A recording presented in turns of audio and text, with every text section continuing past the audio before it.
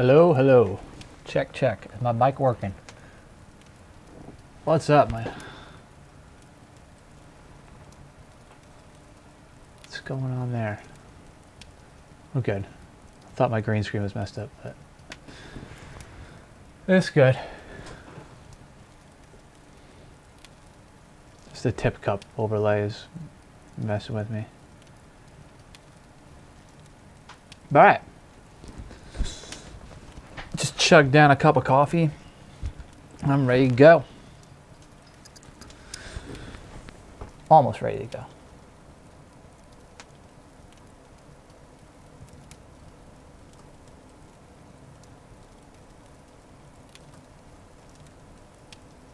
That's good.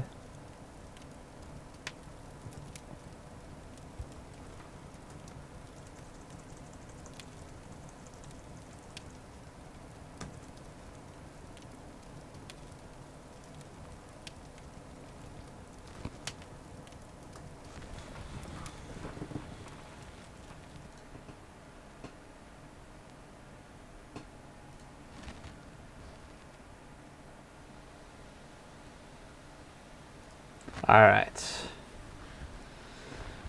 I hear sounds, but I see nothing. What's going on here?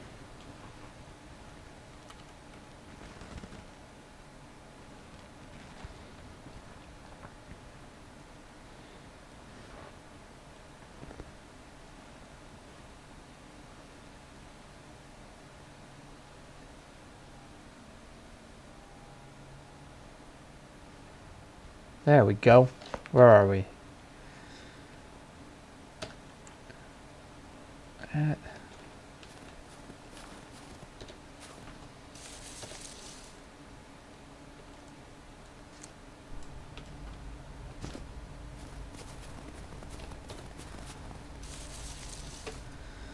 So I'm back up north.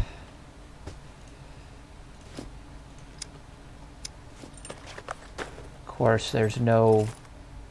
It'll be a little bit of a pain in the ass, but make it happen.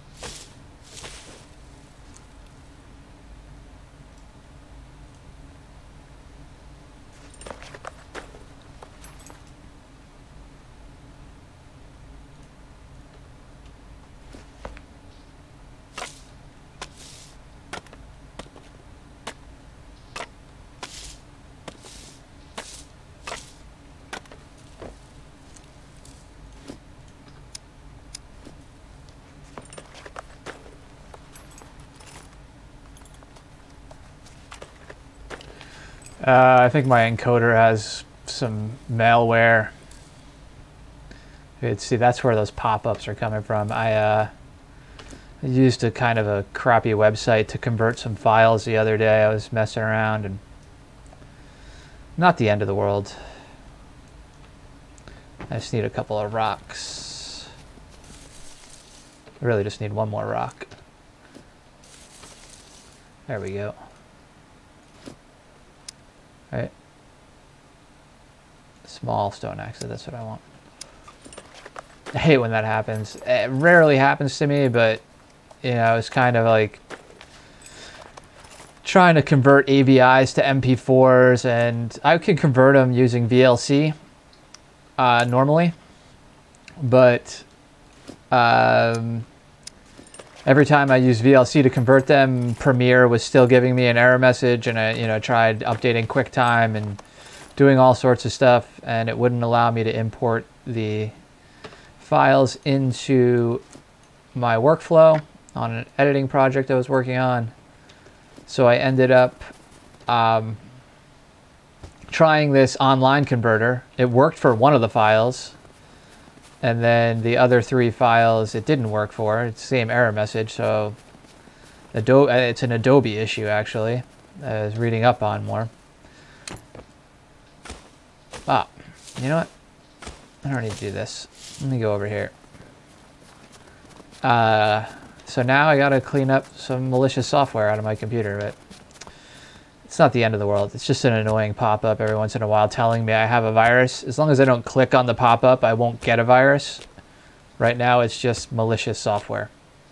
Maybe I'll make a video about that tomorrow for my Instagram.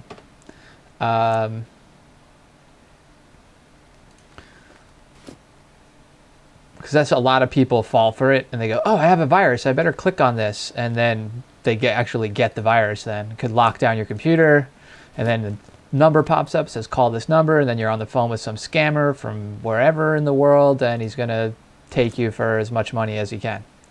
Probably empty your bank account in the process.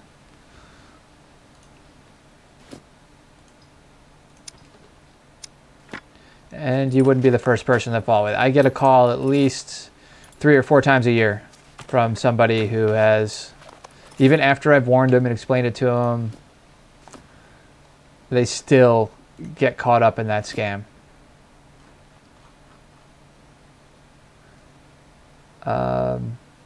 Sometimes I call the number just for fun. Let them connect to a VMware machine. I mean, I need to do that one day. There's a lot of people that do that. There's a few guys on Twitch that do that, and it's tough for me because I don't have a landline. I should set up my Google Voice line. What am I doing here? Let's put this down there for a minute.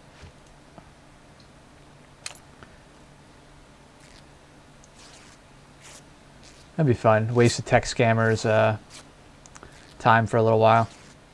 I got to get the pop-up first, but it doesn't happen to me frequently. I just heard footsteps near me. Whatever. If I get killed, I get killed. He's a douche for killing me at spawn.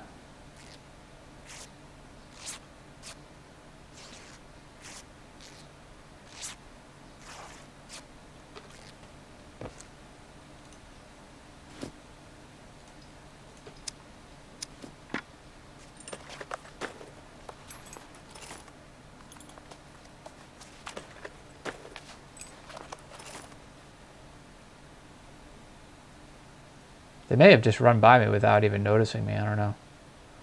Thought I heard footsteps in the snow.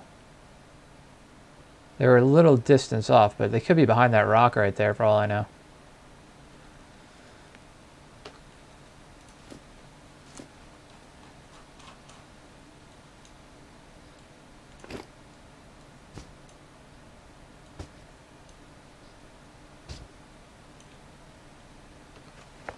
Let's just go see what's going on here.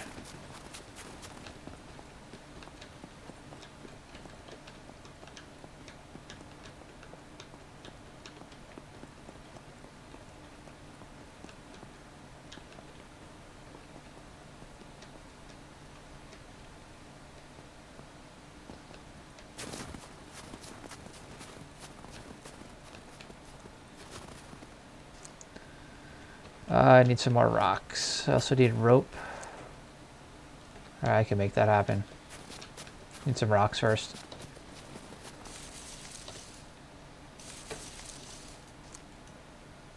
Is that a yellow snowball? Sweet.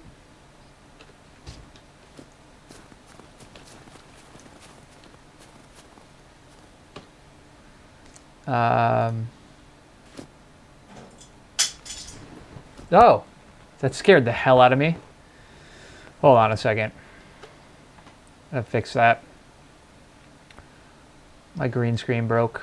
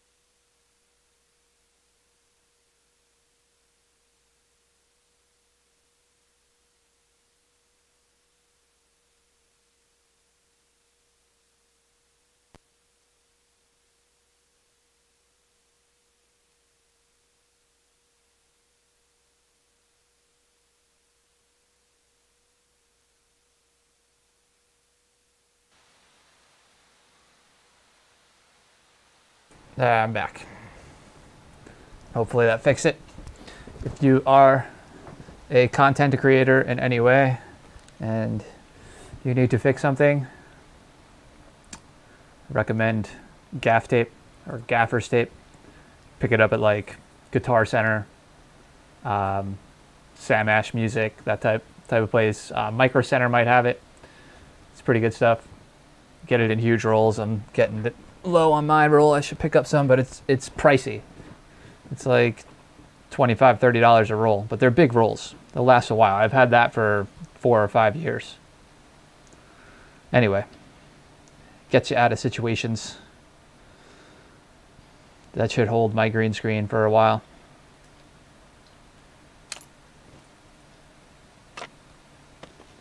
What is this view?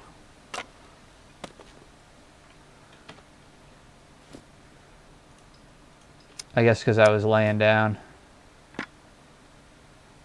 Are we crafting? Are we? Are we? Or are we just glitched? It looks like we're glitched. You got tremors in our knee, and I can't do anything.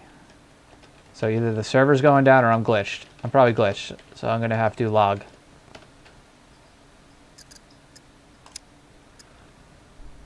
Fun. We're off to a great start. Green screen's falling down. Gotta gaff tape things up. Glitching the game out because I'm crafting while laying on my belly. Yeah, so I was getting these pop-ups on, like, because my encoder's Windows 7, and normally I don't get pop-ups on Windows 7. And like Windows 10 has their stupid alerts and stuff like which you can turn on and off. But hey, look, our tree is back. But Windows 7, I never had that problem, and I started noticing it yesterday, and I just realized what's going on because it gave me a pop-up that told me I may have a virus. And I'm like, that is malicious software, no question.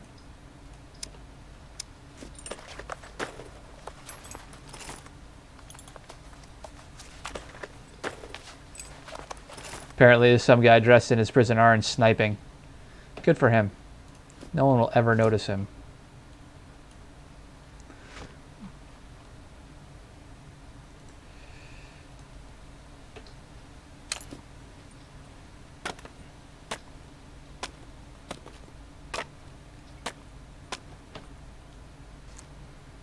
Alright, what was I going to do here? I was going to make more rope.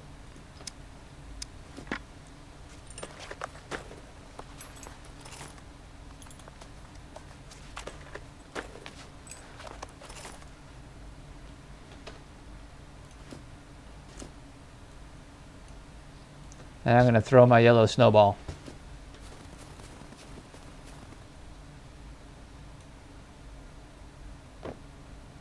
Oh! I could have thrown my yellow snowball at the drone here. Where are you?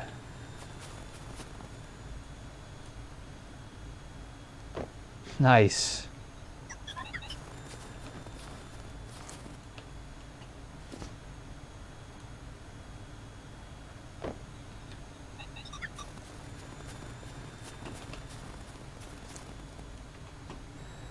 Yeah, better get out of here before you get a yellow snowball in the face.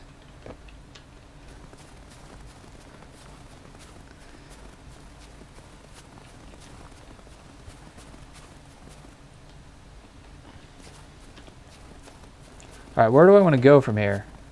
You know what?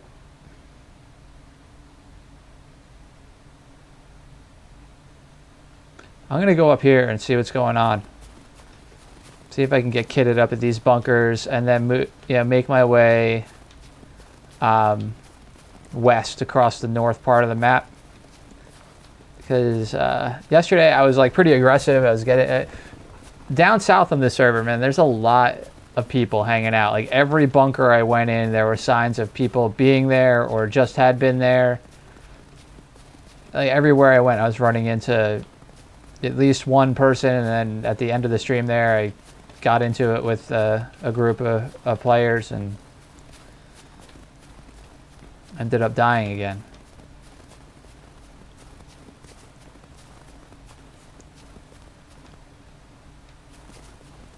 But this chicken.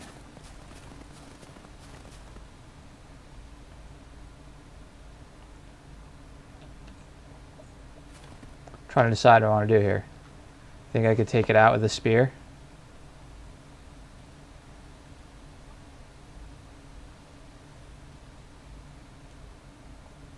Oh, of course it moves.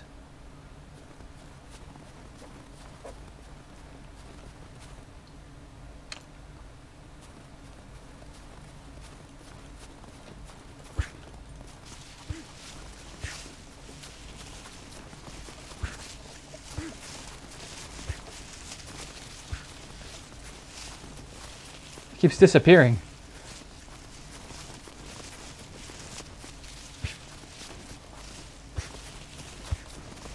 Nice.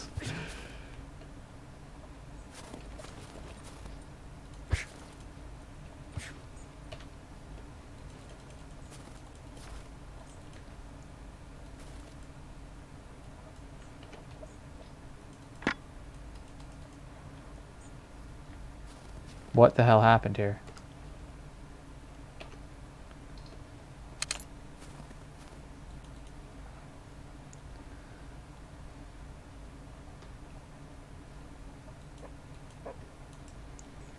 Well, I mean, I clearly hit it. It just didn't die. I gotta go back for my spear.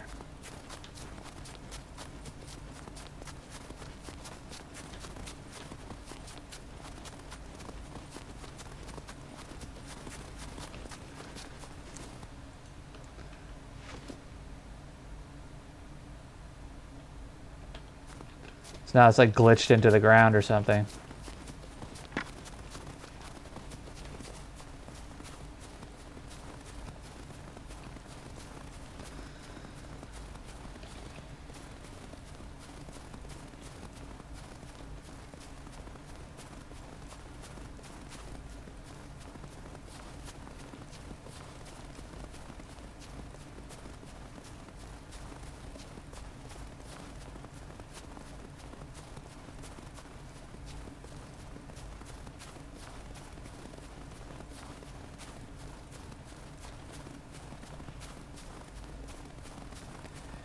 Yeah.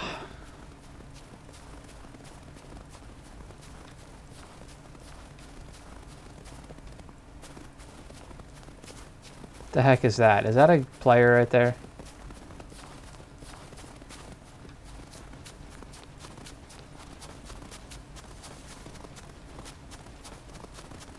Might just be a stump, but it's not moving. It's a rock.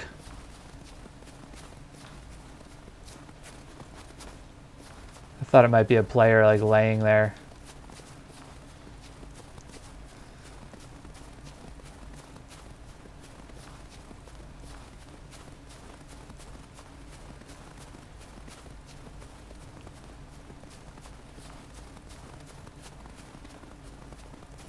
Oh, that's a puppet.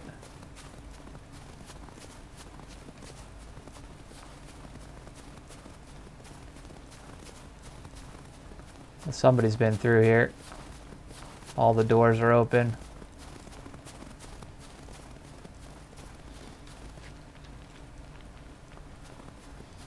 They might still be up there because none of these doors are open down here.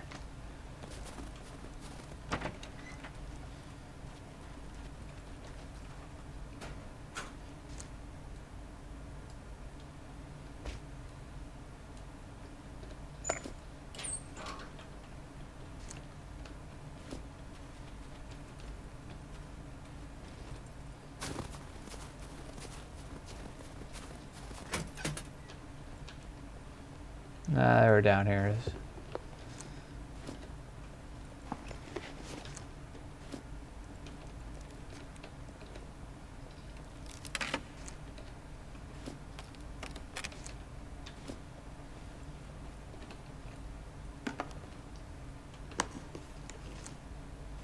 What was that?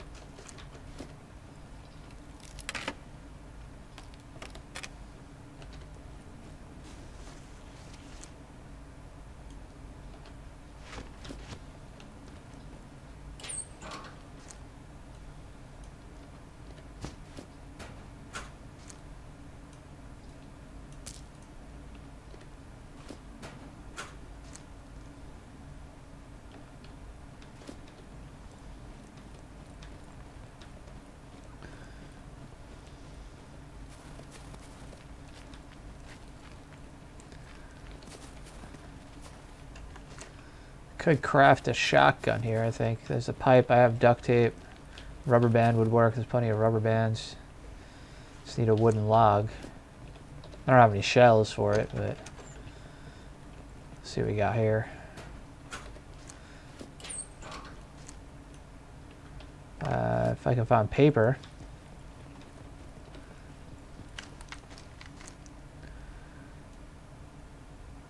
I don't really need that.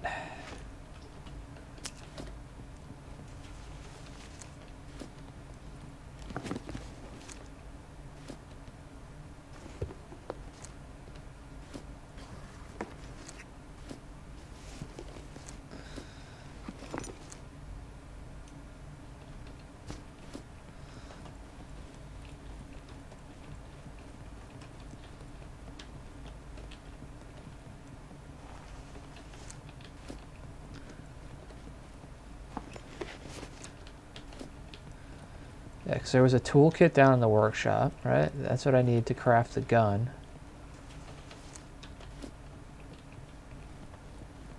Let's see what else I find up here. And then, well, are there any other buildings here? I don't think so. Oh, up there.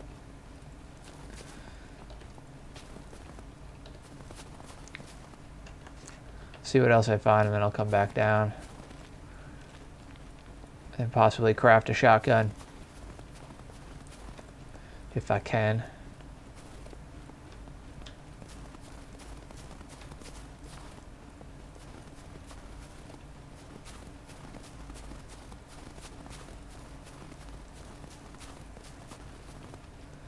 I don't even know if my, nope. There it goes. Hey, another toolkit.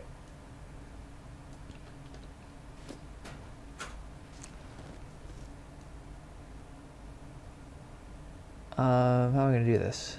So I kind of want to carry that toolkit.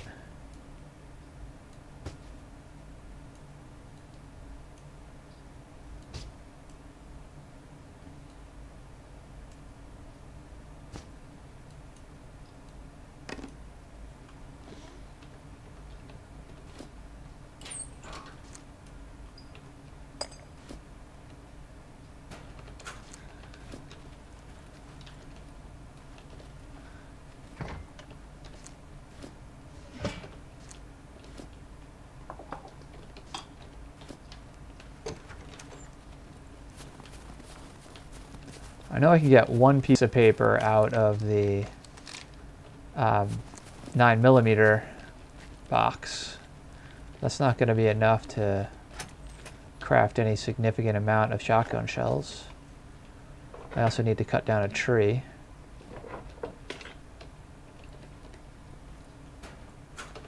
I don't even know if I have enough. Yeah, nope, I can't even craft it because it would be red. So I need, does it tell you what your skill level has to be? No, only thing I can craft right now is a 50 cal. So there's no point in even trying to gather all that gear to craft a shotgun because you can't even craft one.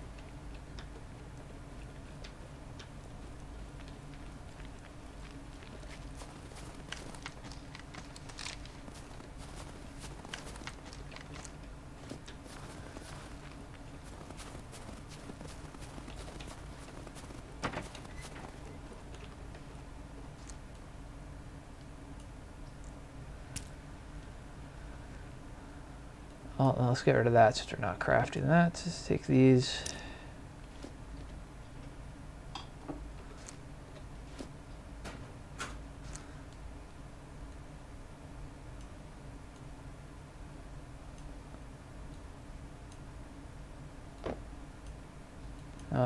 Do that.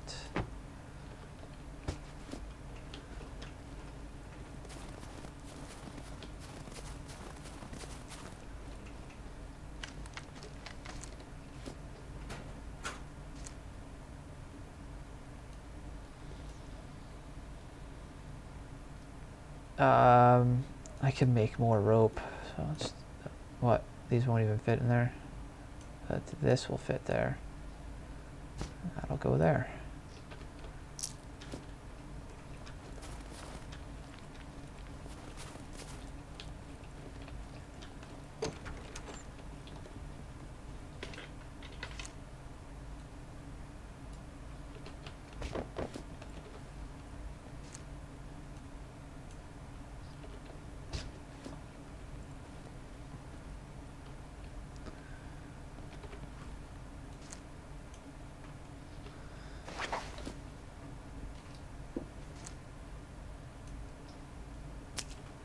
Shame I can't craft that shotgun.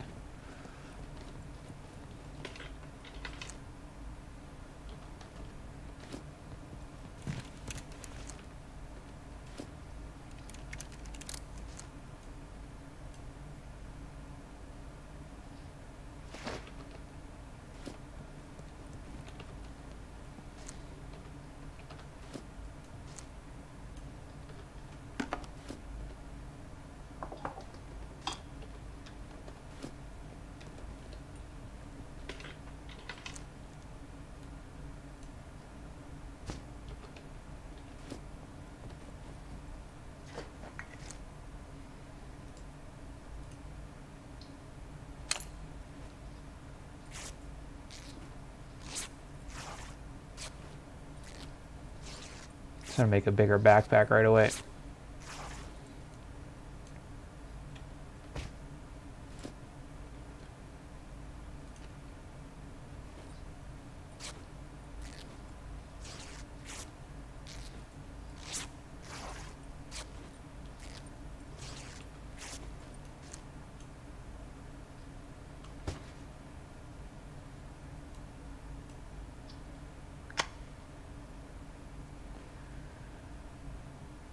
I'm gonna go make a bigger backpack.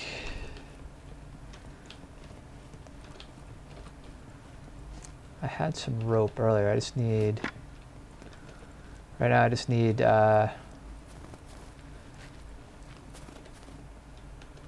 2 more lengths of rope and some sticks.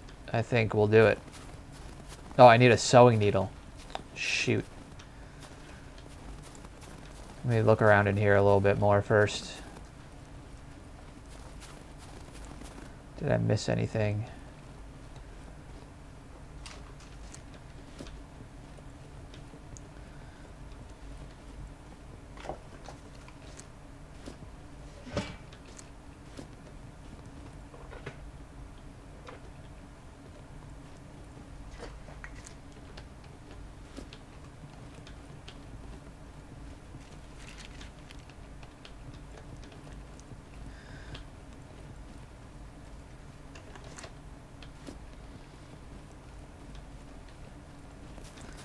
I wonder if I could craft a needle out of puppet bones. Look in here first.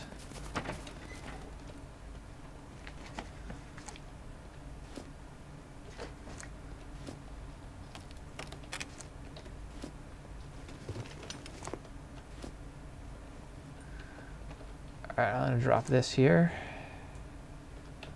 And I'm going to go see if I can craft a needle out of puppet bones.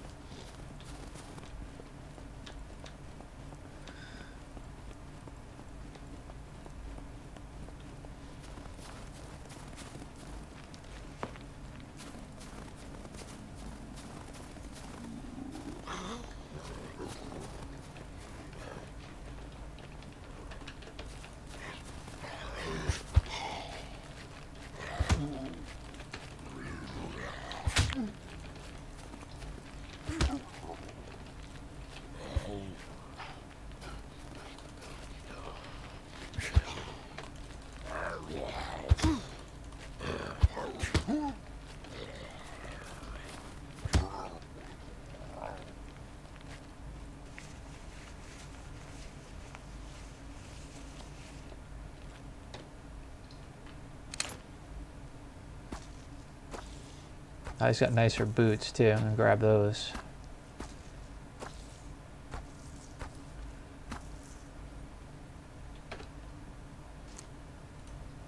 Nice.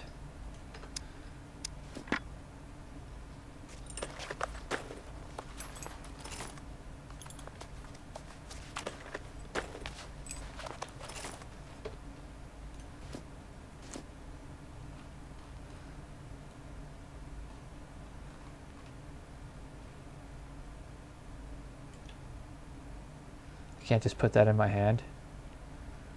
What am I going to get rid of here?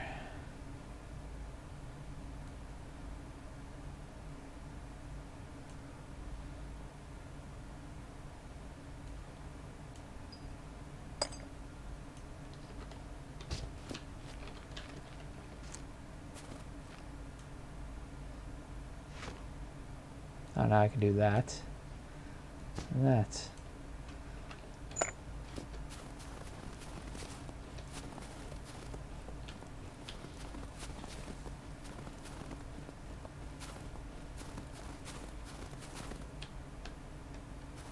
That looks like it might be a player right there. I'm not sure though. Let's go see. If it is, it looked like a fresh spawn. Might have just been a puppet though. Nah, it's just a group of puppets.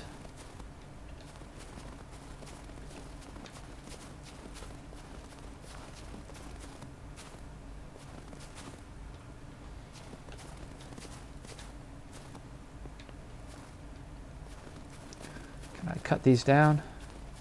Nope.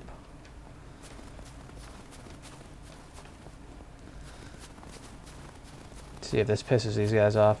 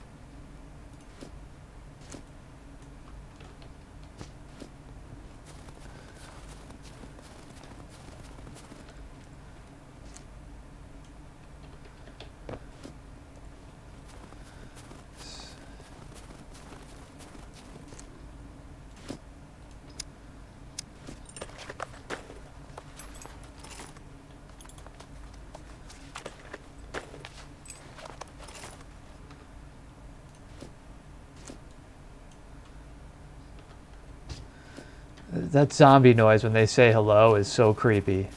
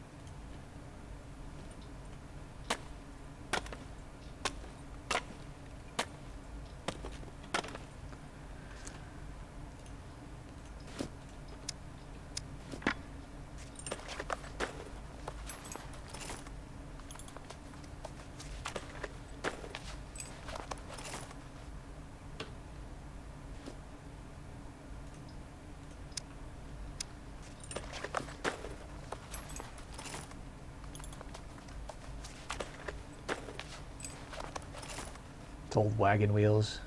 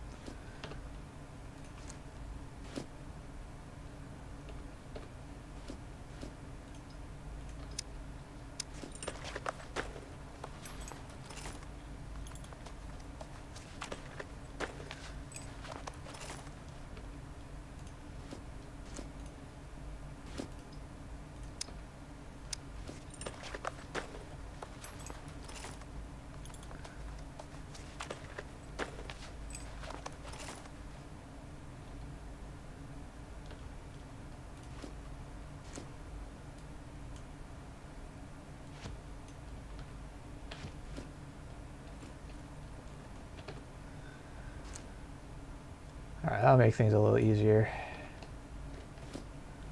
I'll go back and grab those vitamin pills.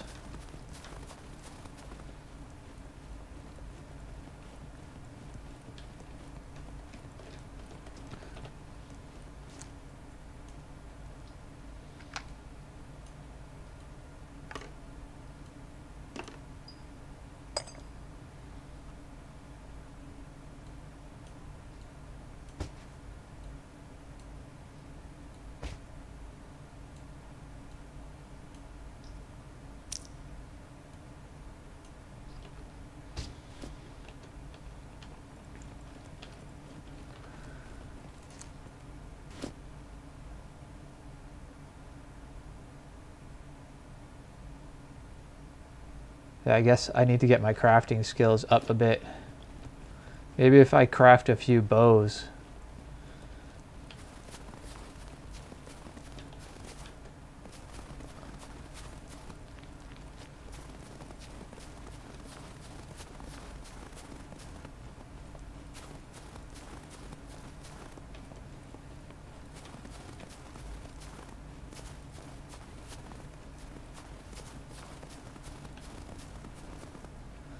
There are puppets all over the place up here.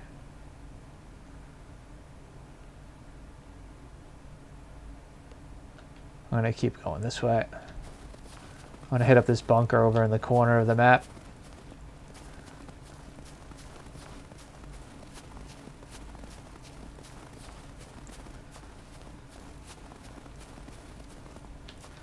What's up, Sweeney Todd?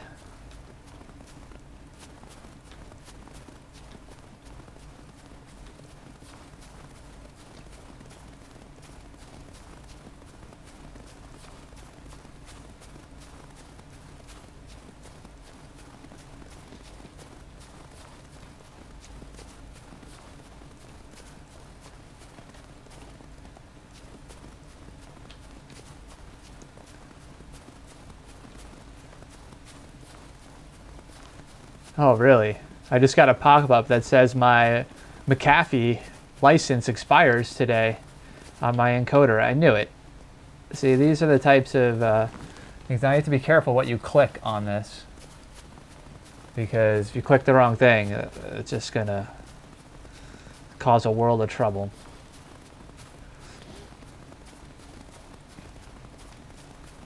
I don't even have McAfee installed on the computer, but my license is expiring. I better take care of that.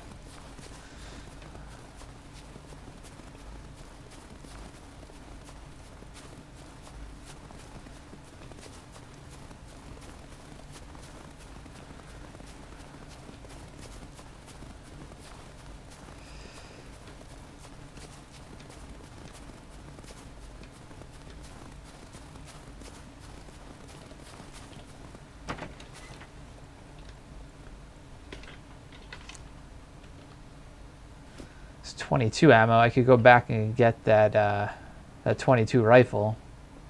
It's not really worth it though.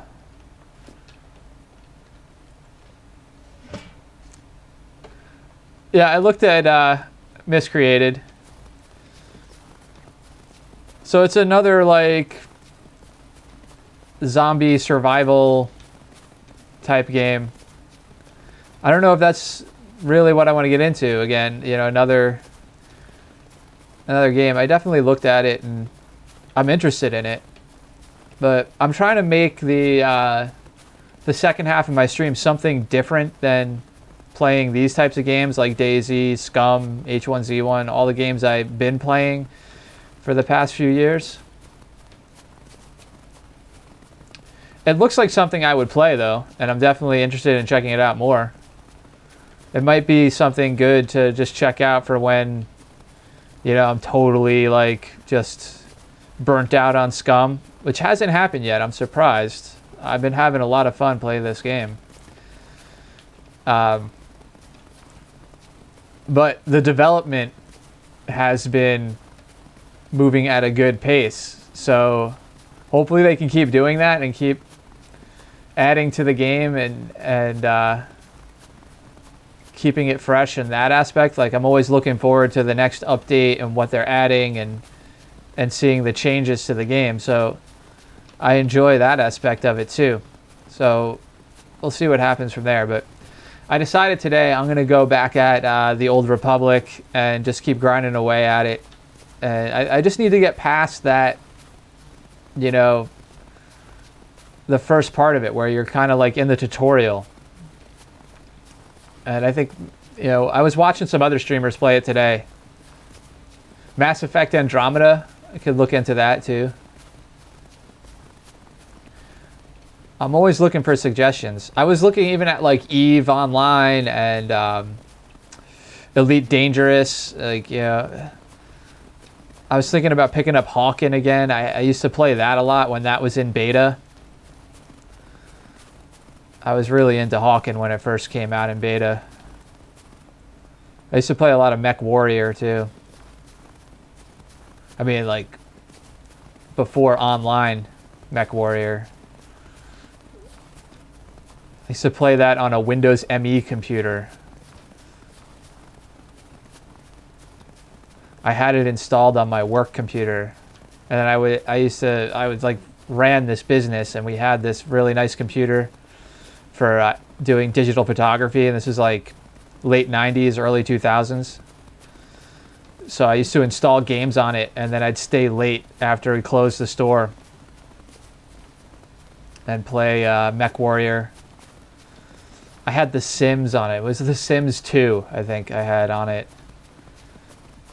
And everybody that worked for me was able to create like a house.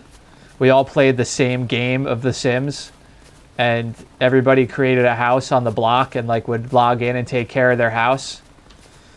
And then myself and one of the other employees on a Saturday, it was slow, we figured out how to become a serial killer in the game and killed everybody's houses. It was a lot of fun.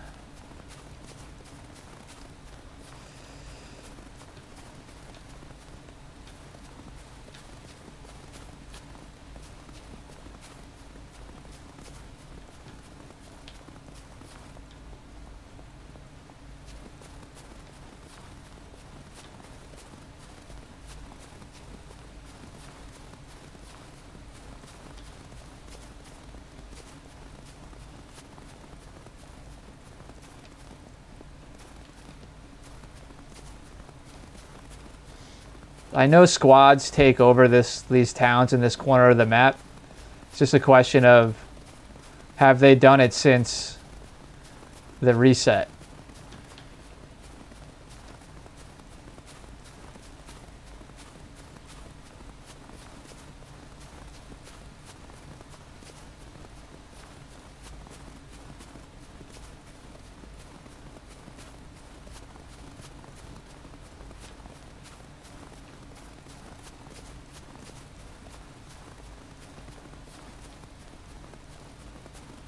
Sometimes you can find cars in this town up here too.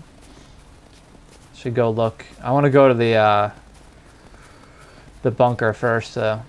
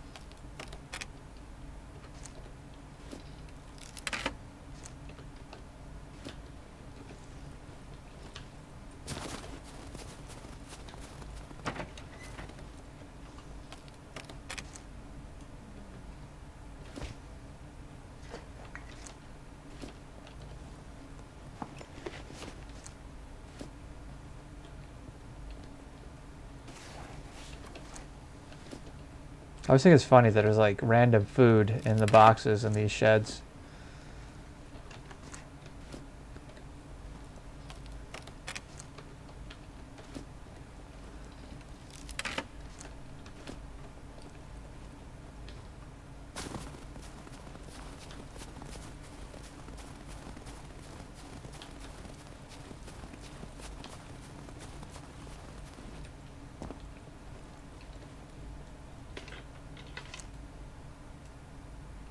All the shotgun shells. Oh, if I could just find a shotgun.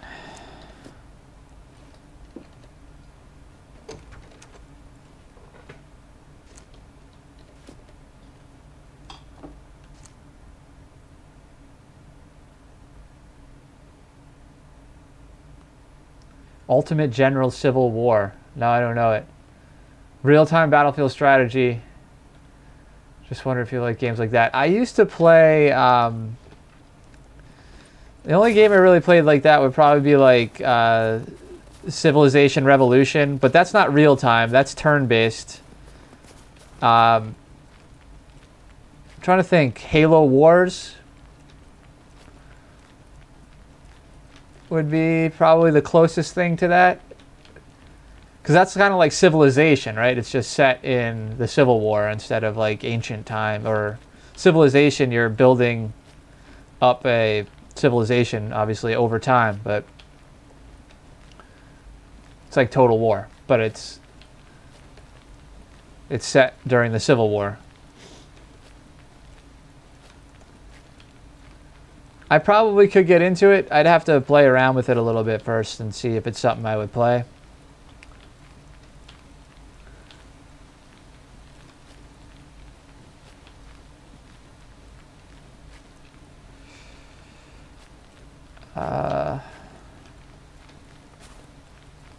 I keep hearing like chopping or something. I don't know if it's me. I don't know what I'd do about it. I have no weapons right now. Other than if they're, you know, a noob too or a fresh spawn with no weapons, and I might... U.S. Civil War, well, yeah.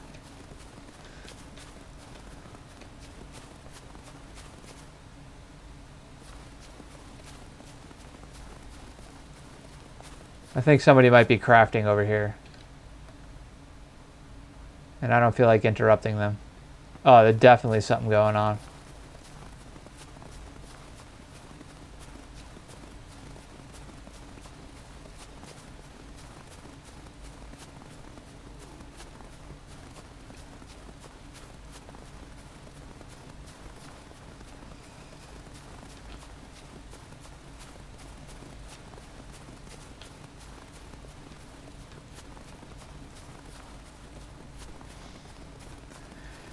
I don't know, for like the past 10 years, I've been a shooter.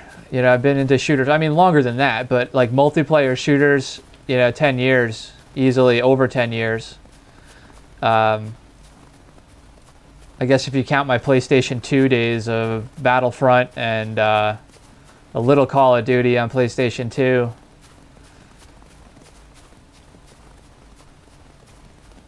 Yeah, I mean, I used to play a lot of Bond.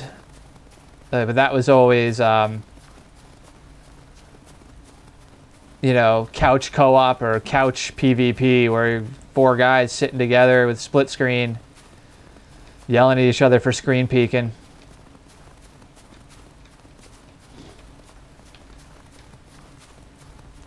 I keep hearing like a chopping noise to my right.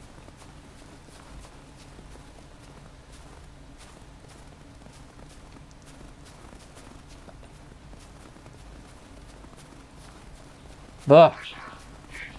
Maybe jump.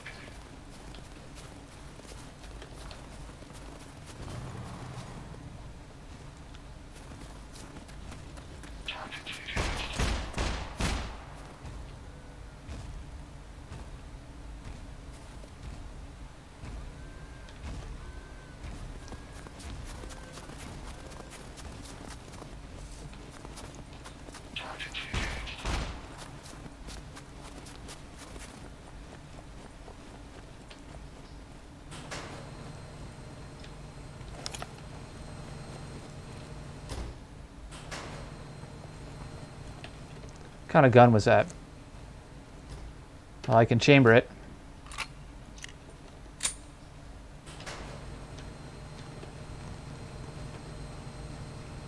It's been a while since I've been in this bunker.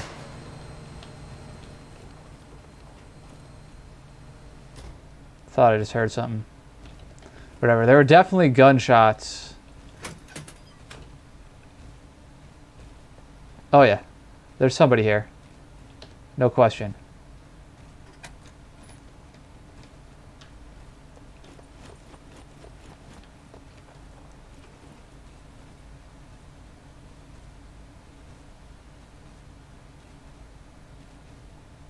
Oh, World War III?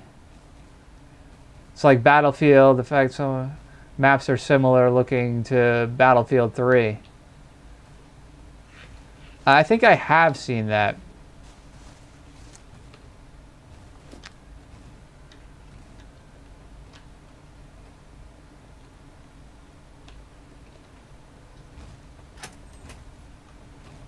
Alright, let me search over here first.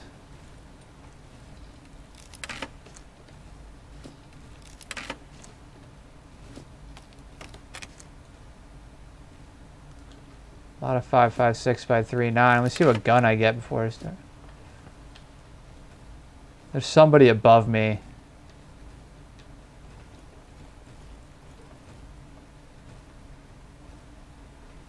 I need a gun fast.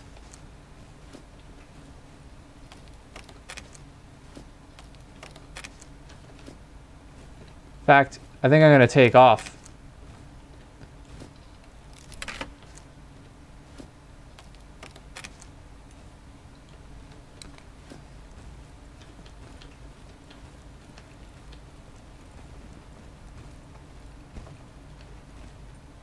Unless I get a gun right here.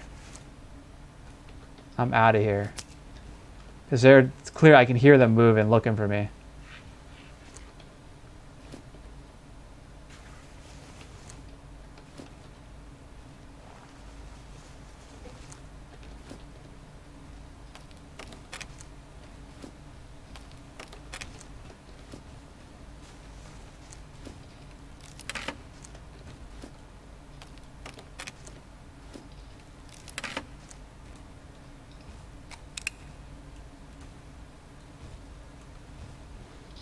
Alright, it's better than nothing.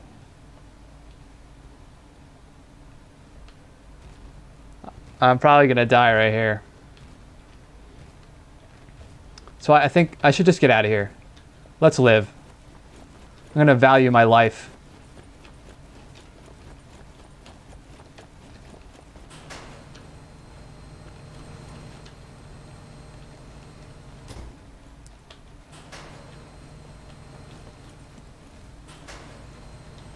I rarely do in this game.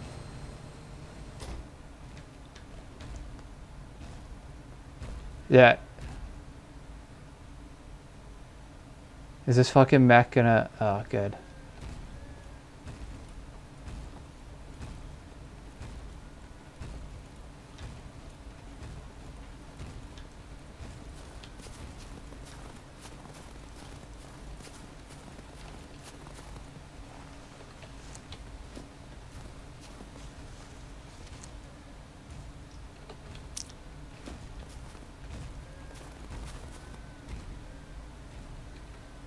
Alright, I got loads of fucking ammo right now.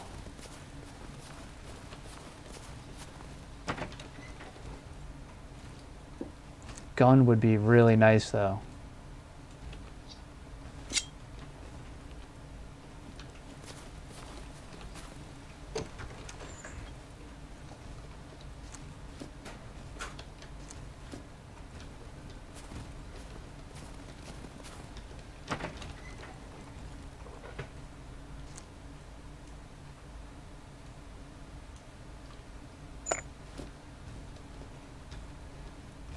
Alright. I'm gonna go find another bunker.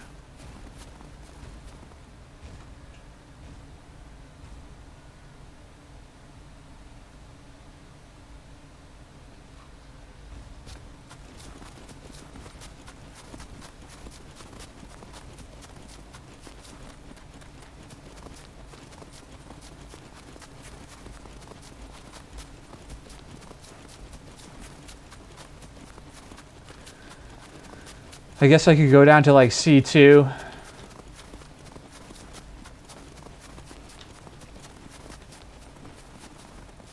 Yeah, something's popping off up the hill there. I keep hearing shots. It could be an event. That would make sense, right?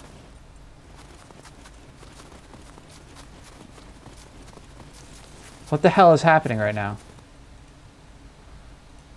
Yeah, it could be these two guys in a death match. A 1v1 team death match.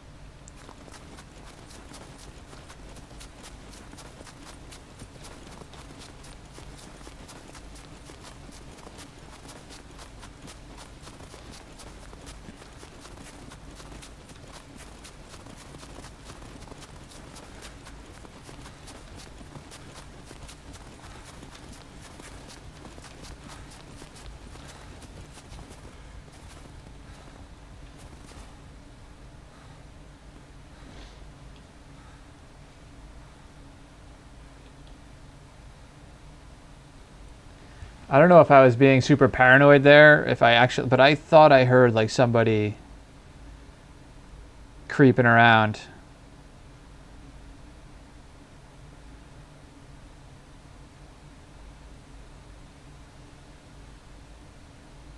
What is that?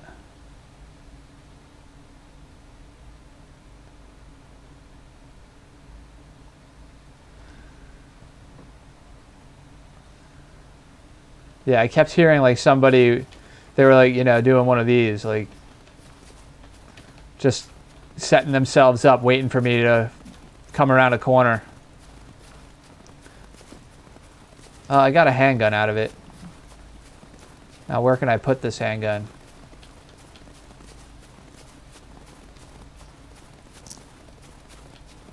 Get rid of those. It won't work there.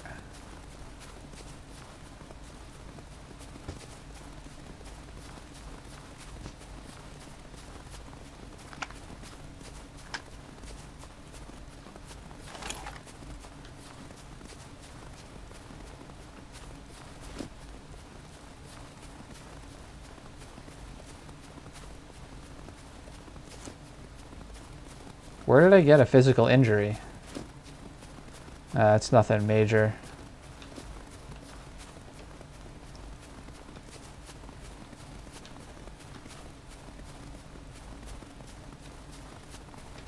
Yeah, I'm gonna try to value my life a little bit more today. Yesterday, it was fun, really pushing on people, and just everywhere I went, it just seems like we're gonna end up like people gave up on fortifications again because they lost them. So now everybody's just gonna camp in bunkers again. I hate bunker camping. So I'm just gonna hit up every bunker along the northern part of the map here and try to avoid the towns, because I know, again, like, squads like to hang out in these towns.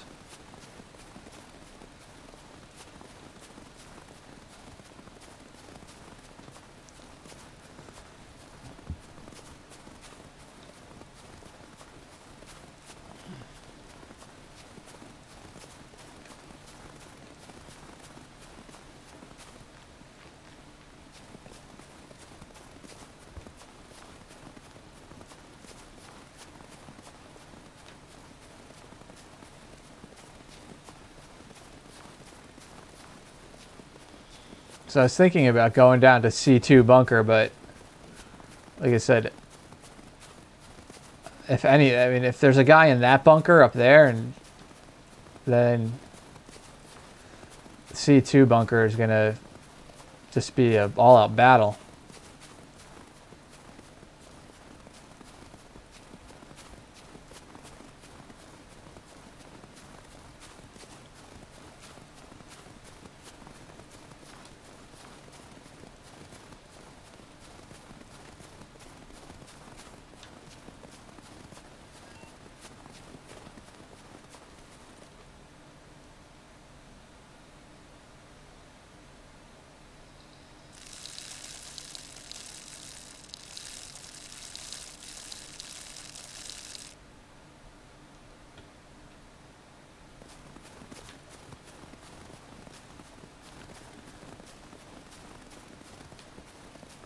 I just realized that the server must have restarted much earlier than normal. So like the restart cycles are different.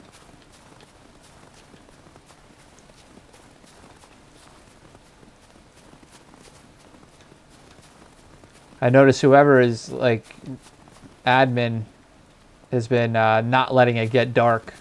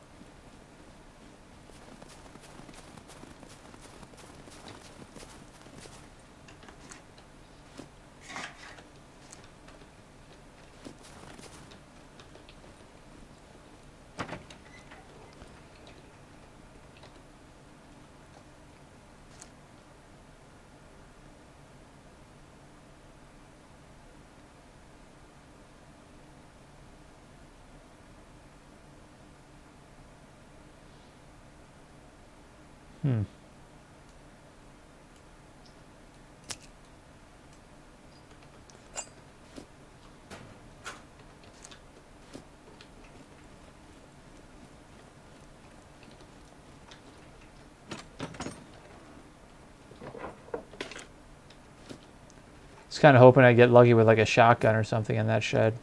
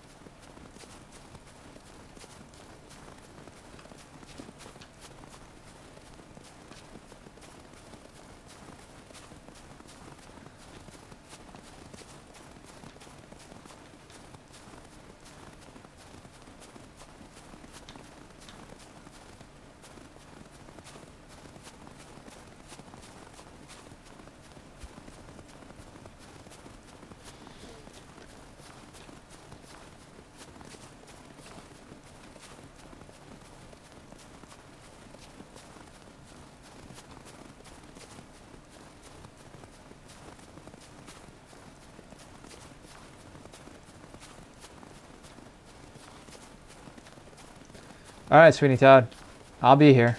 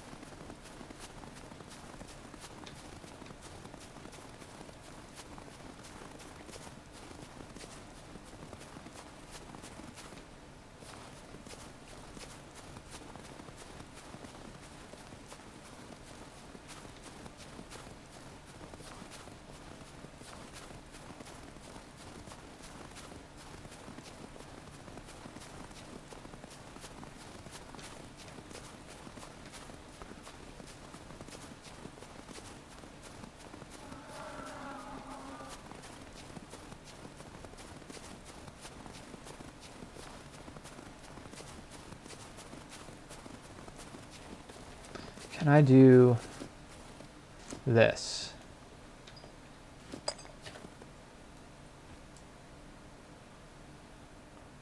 Nice.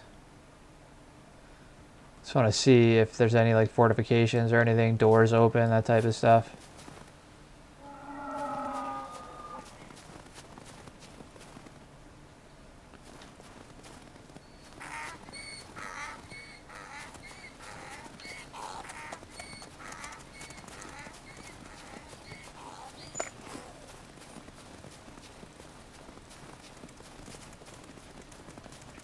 I thought it was charging me for a second.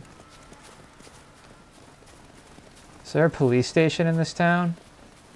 So this is another town that I know a lot of squads like to come to and make a base. Just kind of like, it's in the middle of nowhere.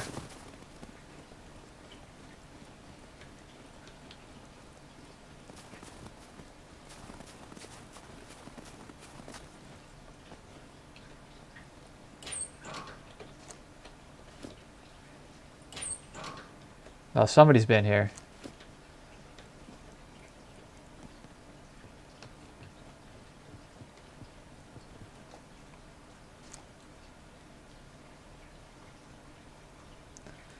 Man, my inventory is too full with crap.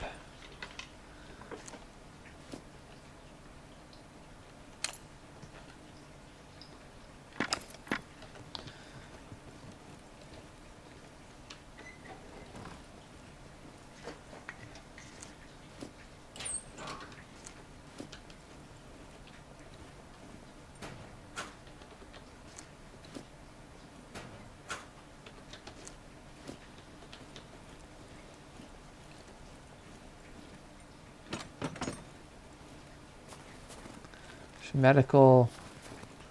I don't remember if there's a police station in this town.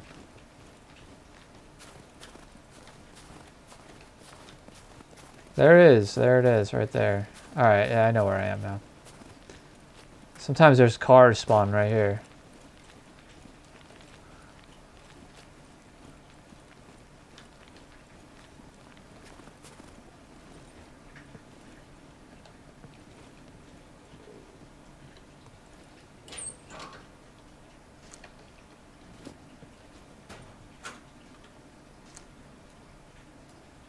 That's a 50.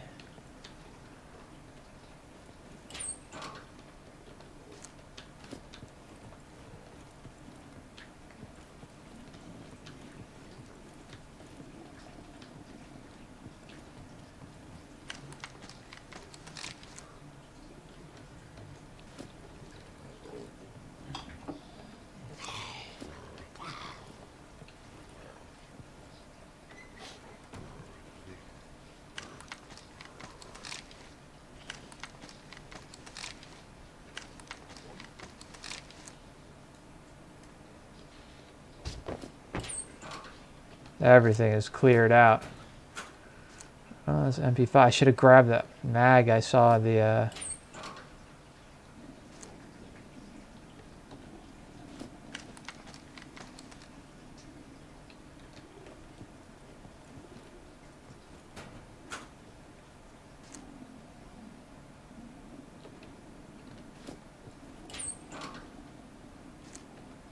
everything's so freaking laggy right now.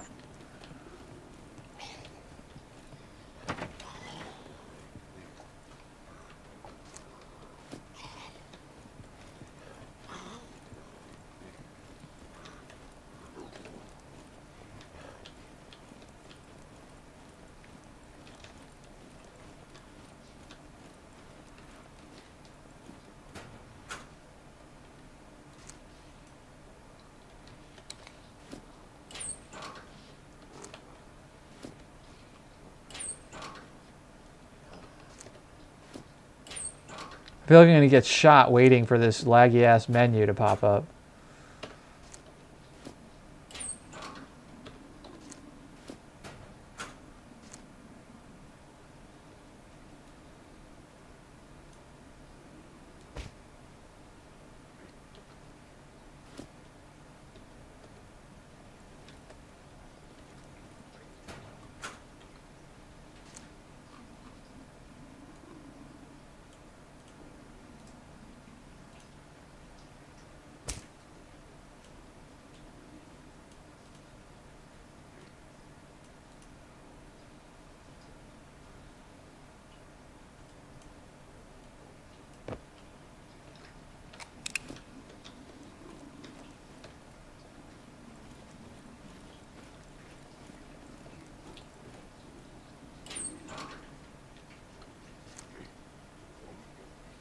A full 357 mag.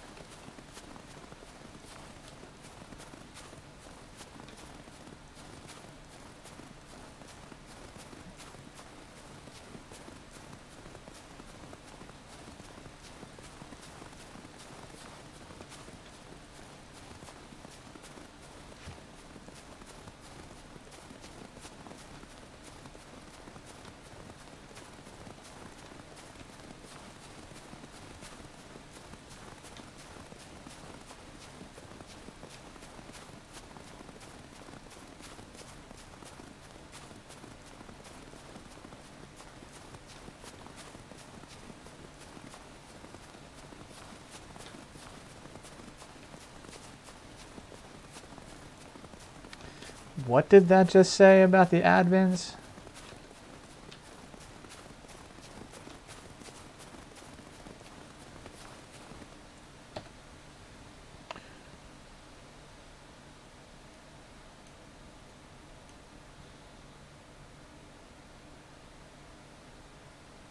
Hi everyone, if you want to know what the admins are like on this server, Google ZTED cheating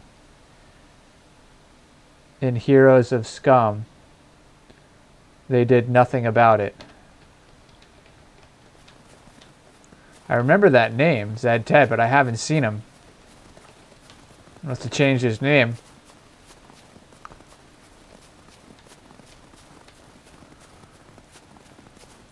What's up, Max? How you been? No need to apologize, yeah?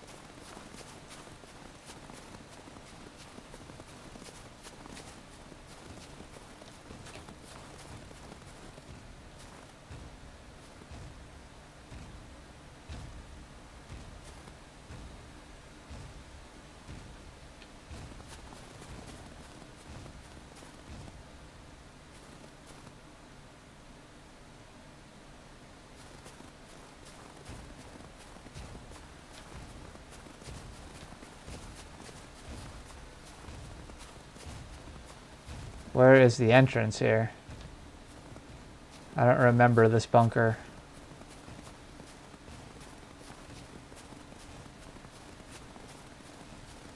Oh god, if this snow would just stop for a minute,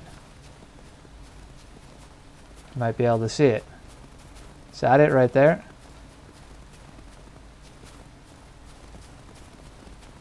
Yeah, that's gotta be it.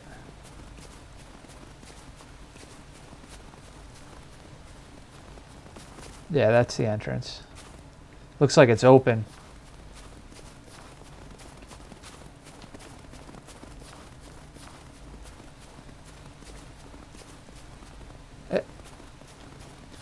How come it looks clear everywhere but where I want to look?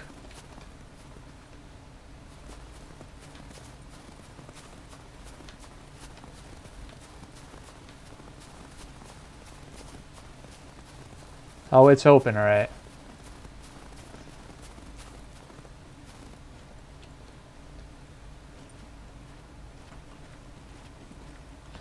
Hopefully whoever was here has left.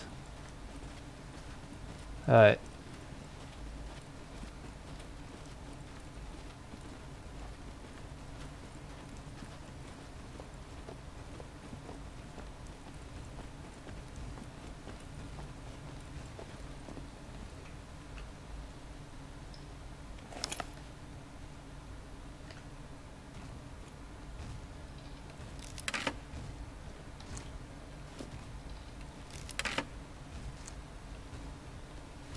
The Eder.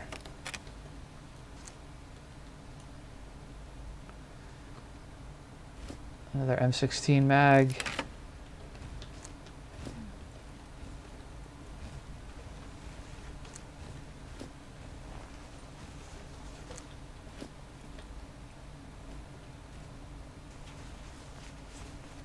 I need one of those. What? No, I want to put this on.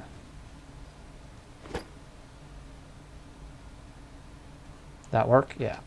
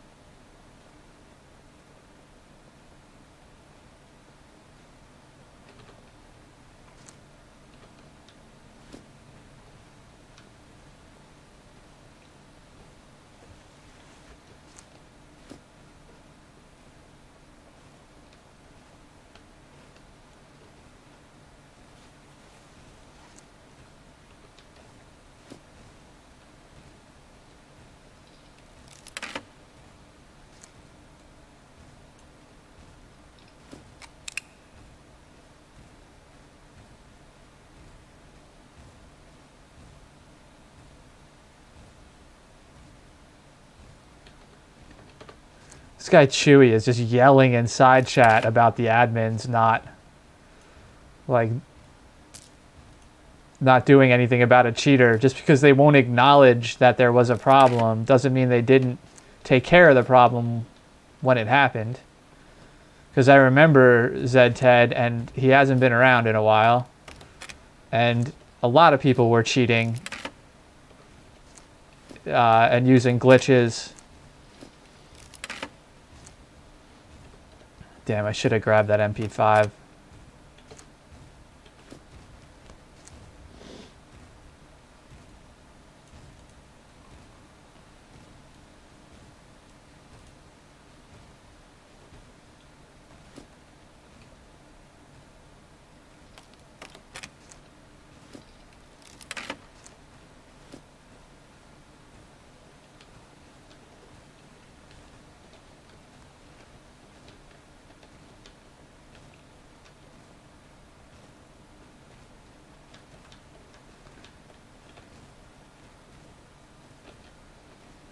I'm really hoping that whoever was here left and left me some gear as well. I don't know what that sound was.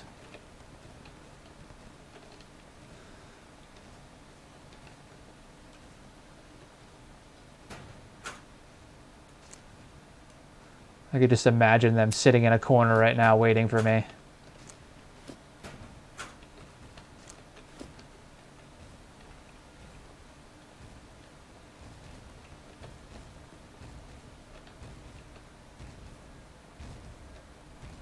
I'm just looking for like an armory or something at this point. I think they're right here. No.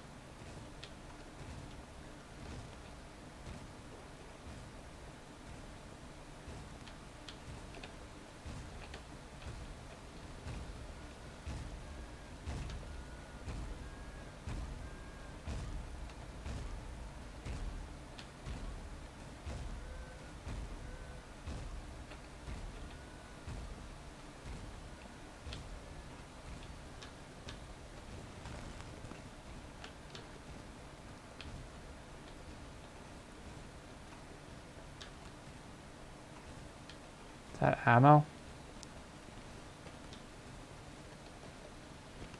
No, it's just a book.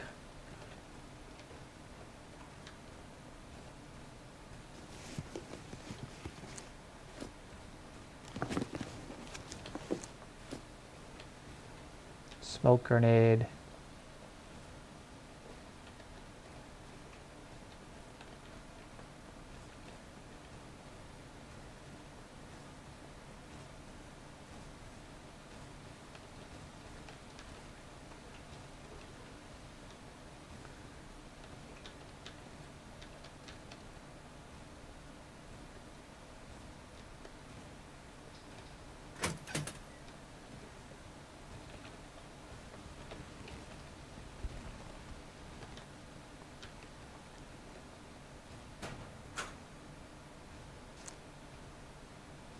I don't have a mag for it, but I got ammo. I'm gonna drop the axe. I can always craft another one. It's the first freaking rifle I've found.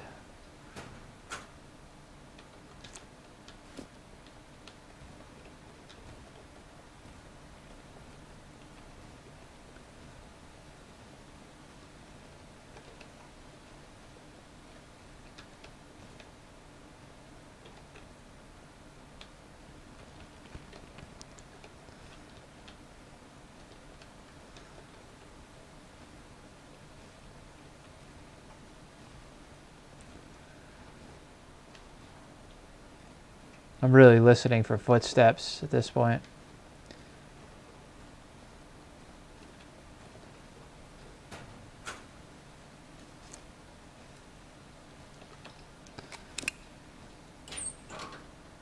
I want an M16 or an AK here.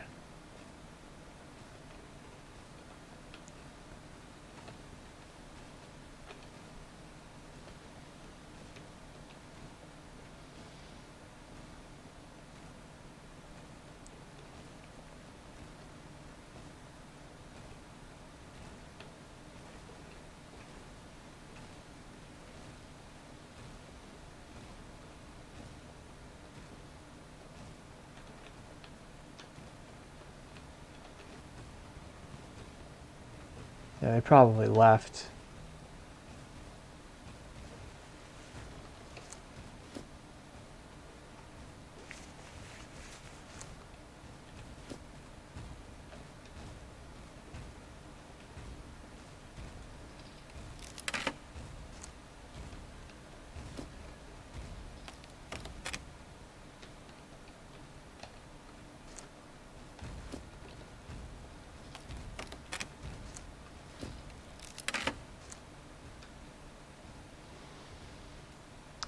go with the camo jacket.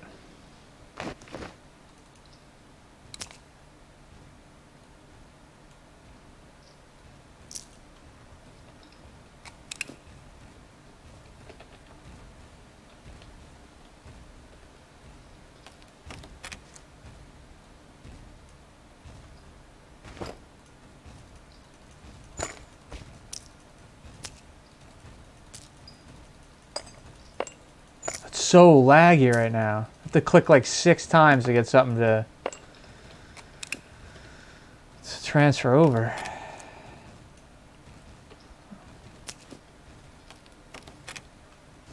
Holy cow, the pop-ups that I'm getting are hilarious on this fucking encoder right now. I need to fix that.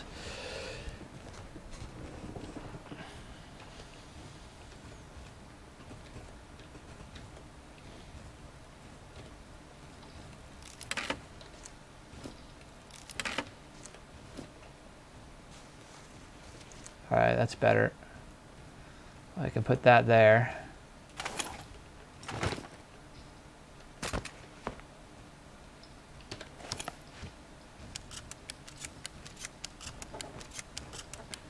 What's up, Barber? How you doing?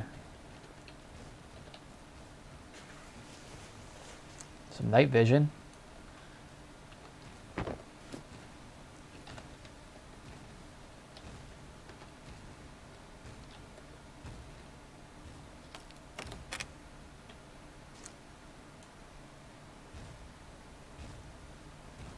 What the?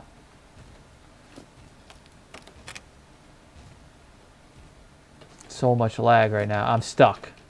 Again. I can't do anything. I can't move. Can't jump. That's the second time today I've had to log. I'm doing good, man. I'd be doing better if I didn't have to keep logging on this game.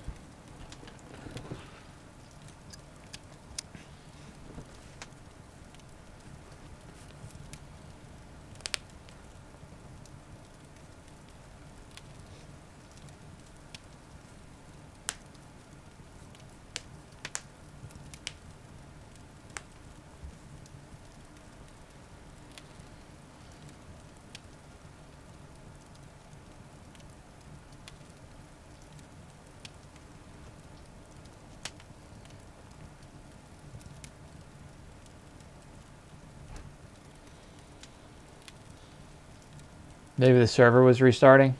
I don't know.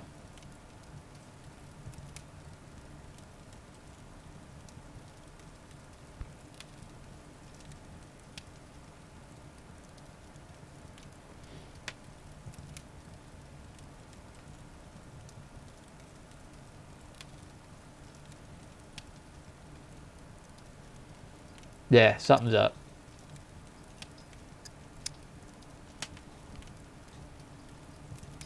Just when I'm starting to get somewhere, server crashes.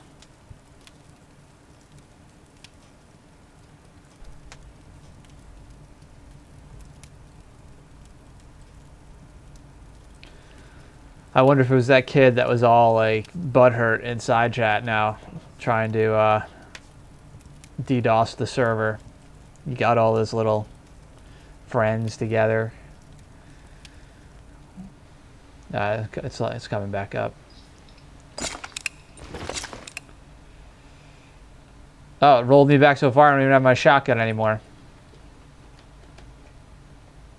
Where was it? It was like in here.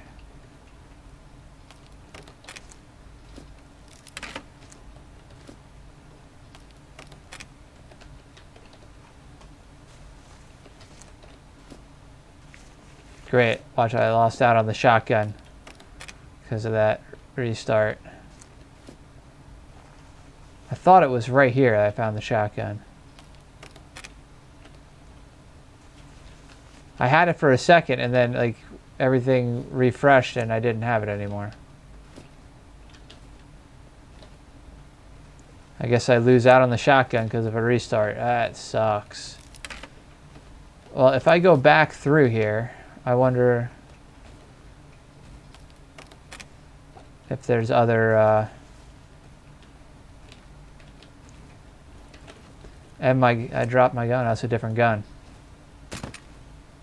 But that's got ammo in it. Well, let's do this. It looks like my gun duped.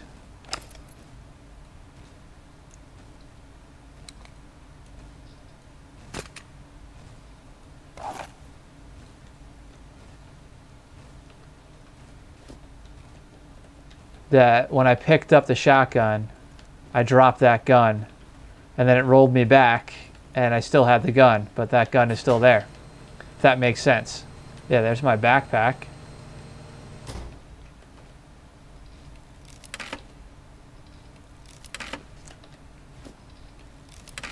Everything's probably going to be the same. It's probably pointless to go through this.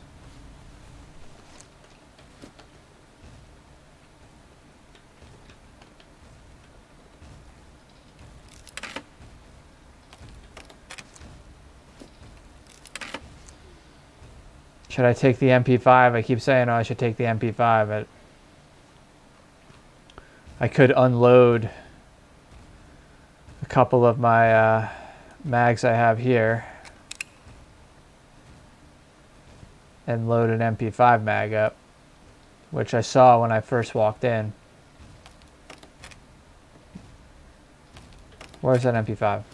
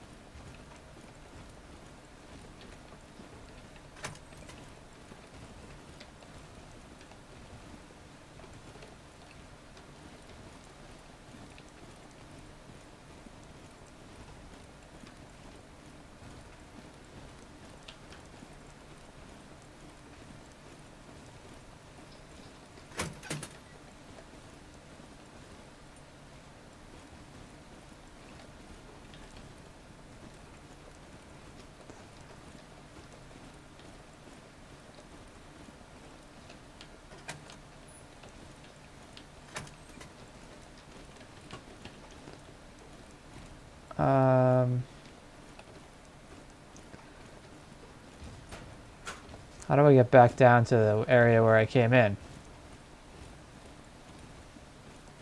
I think this way.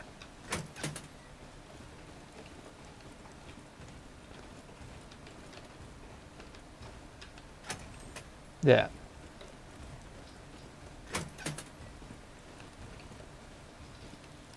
There it is.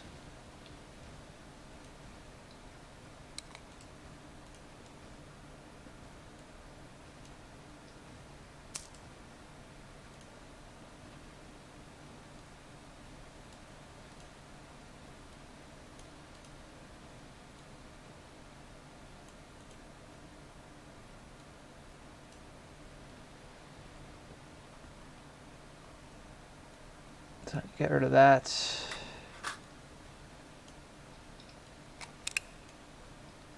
I could just do this. What am I doing?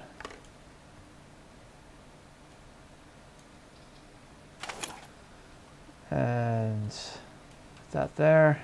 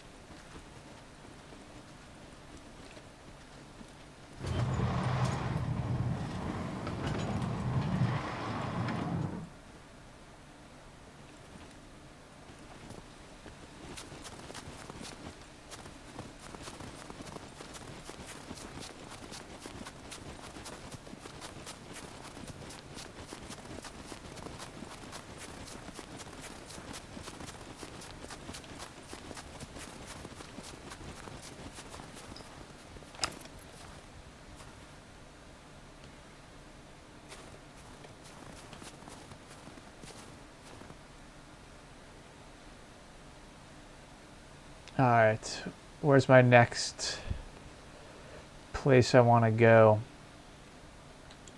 Let's just keep moving across the top of the map here. Wow, I'm losing my left ear.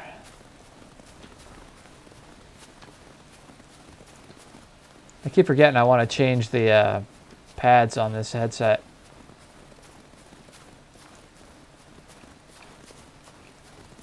What's my vitamins doing? Yeah, I'm good. I just need A and K. Skull injury. Everything else is good.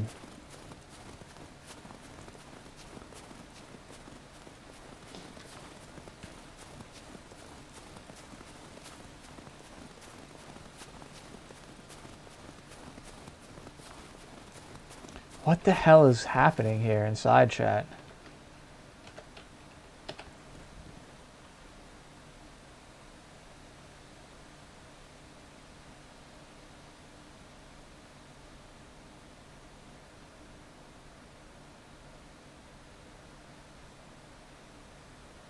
Wow. So the player accusing somebody of cheating, they've looked at, has 10 accounts for this game. That's hilarious.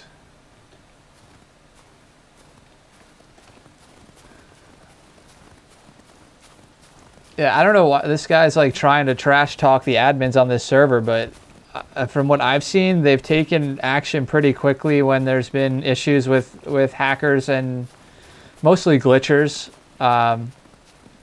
and toxic people. They get rid of them quick, and that's why I like playing on this server.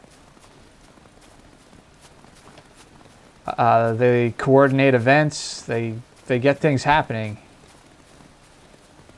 So I don't know why this guy's all upset.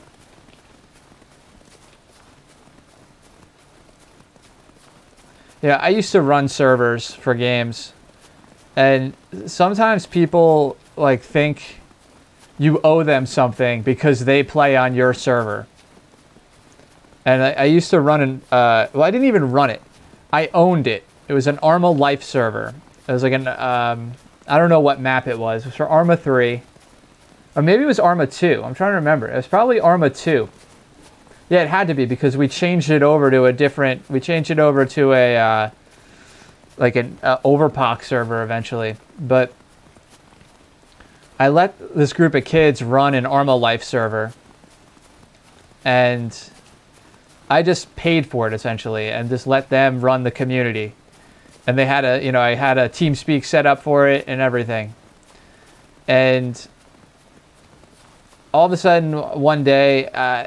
I'm getting phone calls at my office, and it's some kid tracked me down and found out that I owned the server and that I had this business as well, and he was calling me to complain about what was going on the server. And I just looked at him and I was like, you realize I don't charge any money to play on the server. I don't owe you anything. If you don't like playing on the server, then don't play on the server. So he got all upset and then somehow like social engineered his way through one of the admins who was he's a young kid, probably like 15 years old, 16 years old. Through one of the admins, he social engineered one of the admins and took control of the TeamSpeak server and the server back end itself. And I just started laughing. Like he thought, like then he started like messaging us on social media, thinking like he won, that he got control of everything, and that there was no way for us to get it back. So I just like kind of laughed at him and said, "Give me 5 minutes," and I erased everything. I deleted the config file on the back end of the TeamSpeak server, and I deleted the configuration for the actual Arma server, and then went into the back end, changed all the passwords, deleted all the admins. So it was done, essentially. I maintained control at that level and just let gave certain people certain privileges to admin some settings, but I didn't give them full control of everything. And yeah, after that I was like, no more Arma life. The people that play in that community cannot handle themselves. Well, I shouldn't say generalize everybody, because I used to play at, oh, there's a bear. There's a bear. The bears. I used to play a lot, and you know, I didn't have problems. But I didn't take it too seriously. For some reason, some kids who play Arma Life, it's like everything to them. And you know, if something happens to their character, it's like the end of the world.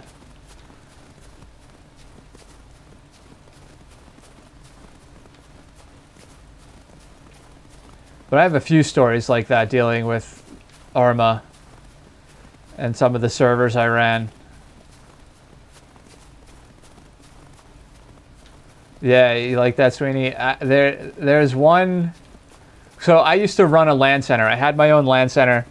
We had like a load of computers in there, a load of consoles, and we would run these servers and run events.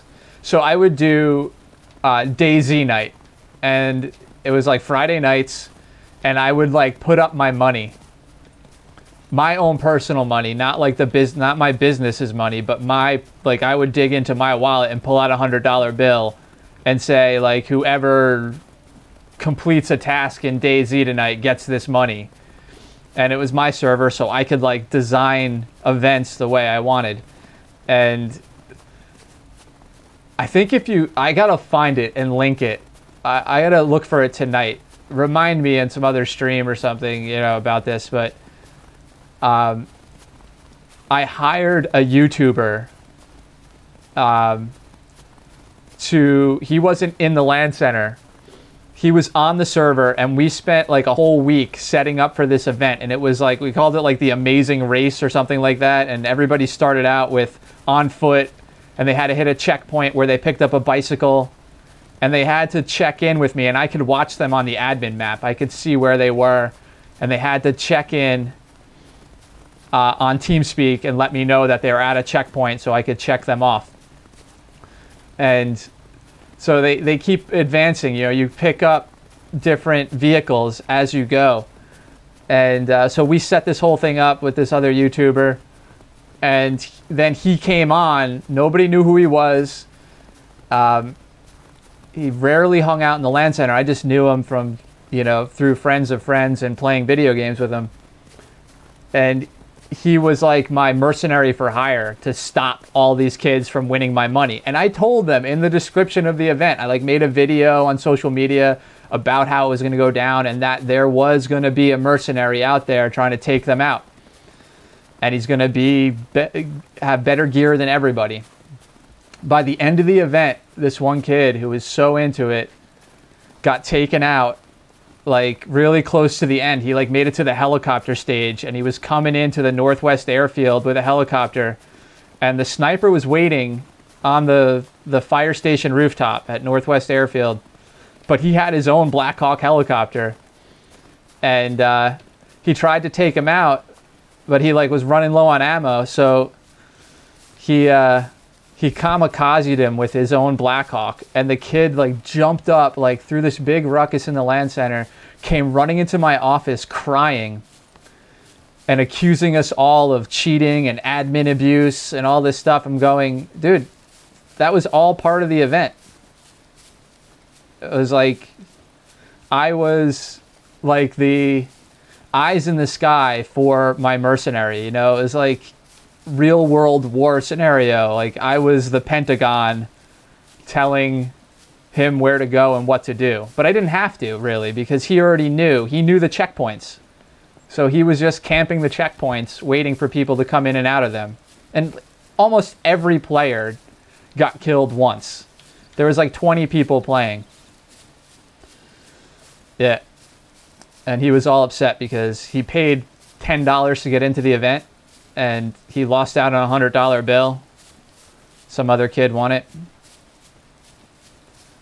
But like I had to go outside and like convince him to come back in and relax a little bit and catch his breath. That was early on when I first, like the first year I ran the LAN center. So I was like not aware that these things were going to happen. Because for the most part, like events like that would be like young adults. There would be like a few teenagers peppered in, like kids who lived in the local area whose parents would let them walk to the LAN center. Because it was in the heart of this little town. And yeah, like there were families that would come in and play these events. Like the father-son would team up, and it was fun stuff. But I got to find that because I know that's on Bo. His name was Bo. I know that's on, like, if you look it up, it was like, yeah, you win some, you lose some. That's pretty much what I said to him. And he won a lot. You know, he was really good at Arma. And that's what he couldn't take when things didn't go his way. But the odds were stacked against him, and he did really well. That's what I had to tell him. I'm like, you know, the odds were stacked against you, and you did amazing. For, you know, most of the other kids didn't even come close. They didn't even make it past the 4th checkpoint before they gave up. He made it to the second to last checkpoint. Like, it was pretty much the final checkpoint before the finish line. But he got reset all the way back to the coast. And of course, I put the finish line in the upper west corner. But like, if you hit it, my whole thing was if you hit a checkpoint, that was it. You didn't have to go back to that checkpoint. If you die, you pick up where you left off. Oh, this town. I've done events in this town. I haven't. It's like a logging town. I've never really looted it though. I'm trying to think of some of the other stuff like on the server we did. Like there was this group of bandits that tried to come in and take over our server. And yeah, they were just like wreaking havoc. So again, I called in a squad. I kitted them all up like full military, gave them a helicopter, and then just gave them call outs from the admin panel. And I let one of them live stream it. I don't know if it was live stream on one of my channels, but I think I have the recording somewhere if I dig through one of my old YouTube channels from the LAN center days. The only problem is some of the kids were young and there's like squeakers in the video, so it gets annoying. The action is kind of cool. The guy who was streaming like accidentally killed one of his teammates with like the most amazing sniper shot from like mountaintop to mountaintop. It had to be like a 1,500 meter shot. Total accident, like through the trees. And the funniest part is he tried to play it off like it wasn't him. He kind of got away with it too. I picked up on it because I edited the video for YouTube. Actually, he's a streamer now. He's got his own Twitch channel. Spoon on Twitch. Spoon. He's a partner streamer on Twitch. I should give him those clips so he can upload them on his Twitch channel. He's such a squeaker in that video. He had to be like 15, 16 years old. He's like, what's up, Corey in Japan? Yeah, Spoon is now like, I think he's 21 now. So that was a while ago that we did that.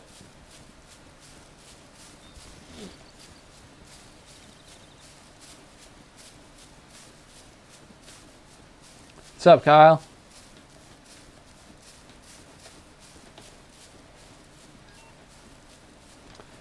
Yeah, if I could sit here and tell LAN center stories all night, but I'm gonna save them. I don't want to tell them all.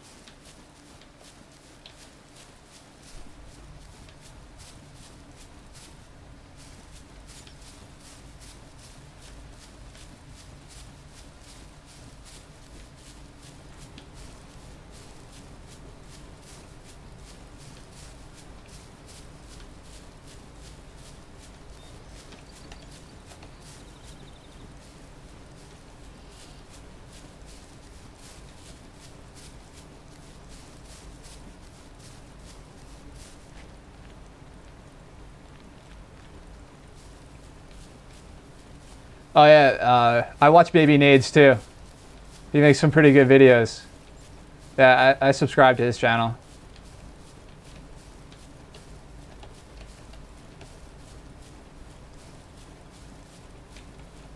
I gotta get on some DayZ, man. I haven't played it since they like hit 1.0. Now it's at 1.01, I believe. I saw that. I read on that update. I gotta. Maybe I'll do like a weekend stream and play some DayZ. Sometimes there's cars in this town too. I think, judging by what I'm finding in all the bunkers, I'm gonna say all the cars are probably nabbed up at this point.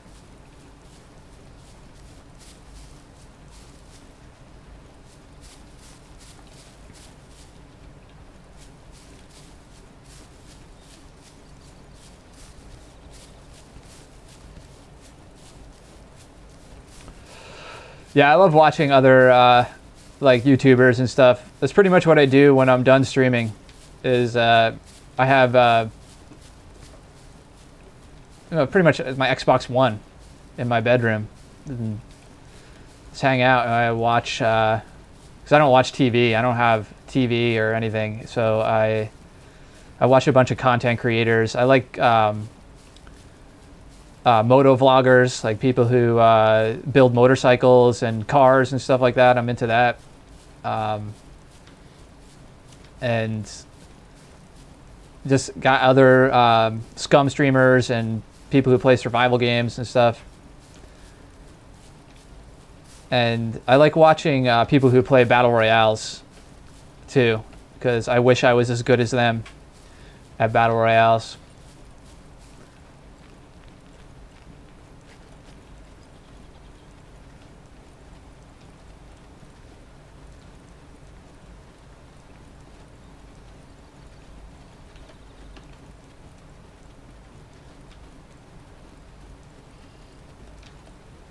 Actually, one of my favorite YouTubers is RC Sparks, DJ Medic.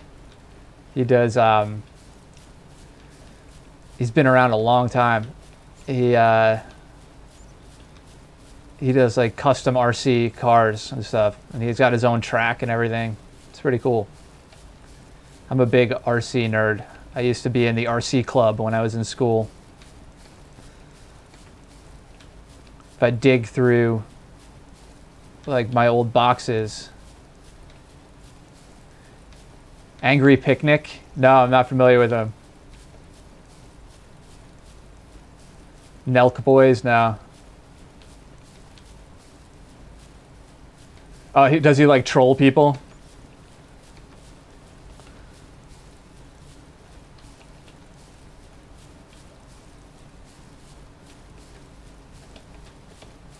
Other thing I like to watch is people who buy like hoarder houses. Like, no joke, like packed to the ceiling, like the house is about to fall down, and then they clean it out, and it takes them like months to clean out the house. But usually they like own a thrift store too, and they sell the stuff that they find.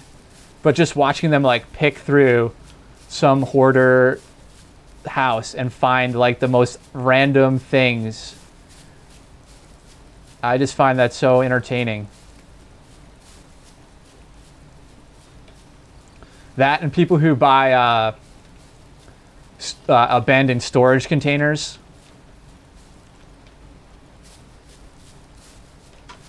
That stuff is just, I don't know what about it. It's just like when you want to just check out.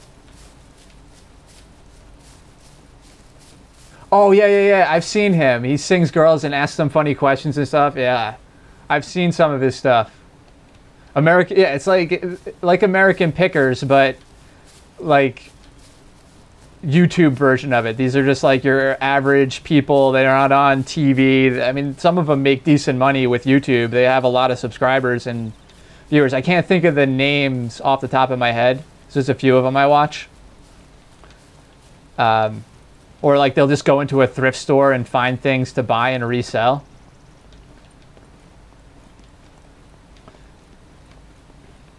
But and then there's that show Storage Wars that's on cable where they buy storage containers or they auction, they fight in an auction to win a storage container, and they're like not allowed to go inside. Well, I mean, that's real. That happens every day, and there's YouTubers who make videos about themselves doing it, so you get like more of a in-depth look into their lifestyle and how they live, because some of these people, that's what they do 100% of the time, is they go and they buy those storage containers, and then they have like an eBay store, or some of them have an actual brick and mortar store, and they resell all the stuff. And then just to see, like, sometimes they find drugs, sometimes they find guns and stuff like that. There's been a few instances where I've watched and the person who owns the container like shows up and is like, which is illegal. They show up and try to buy the container back after the auction, because sometimes they can get it for cheaper than what they actually owe the storage company.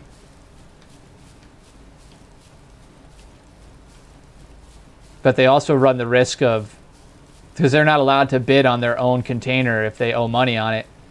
So they run the risk of losing the container altogether, because the person who wins it could just be like, nah, it's mine, get out of here. So that's the stuff you don't see in like watching that stuff on cable. You get to see it when you watch it on YouTube.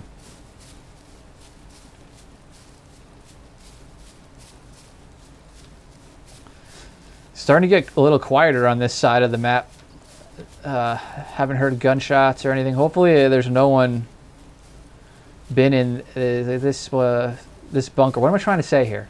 Hopefully this bunker is been untouched.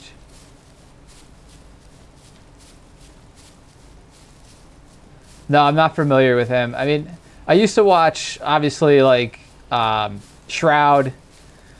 Sometimes I'll watch Shroud if he's like playing a new game or something. I like Aculite. Stone Mountain. Fuglit. Those are like the main guys I watch that play like Apex and PUBG, Blackout. Sometimes I'll watch Disrespect too if like he's done something that's like amazing. I don't like I don't subscribe to his channel, but like sometimes it pops up that like he did something amazing in a game, or he came up against another YouTuber, or I'll watch something like that. But sometimes Disrespect, Dr. Respect, is entertaining. He's mostly like kind of gimmicky. I enjoy that too sometimes though. I mean, just to watch him, to learn about content creation and like how he's branded himself is, there's something to admire about that, whether you like his style or not.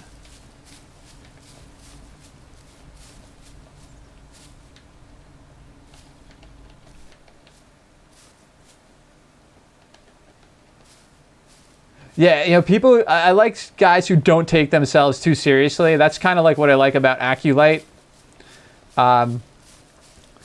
There's another guy, I think it's Operator Drewski. And sometimes he does some, I think I found him through like airsoft videos. But he does a lot of Arma, and sometimes he'll do Battlefield, but he does a lot of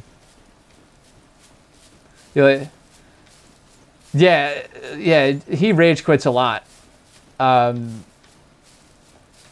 He gets very emotional, but sometimes that's what makes it entertaining. Yeah, Drewski does a lot of Escape from Tarkov, and that's a game I want to get into, but I'm waiting for it, and I'm not holding my breath at this point though. I don't think I've ever been in this.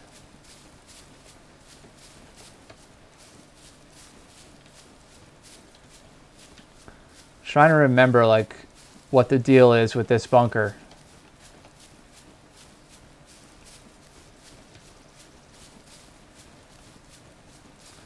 Alright, we got mechs on either side. I think the middle is kind of safe though, right?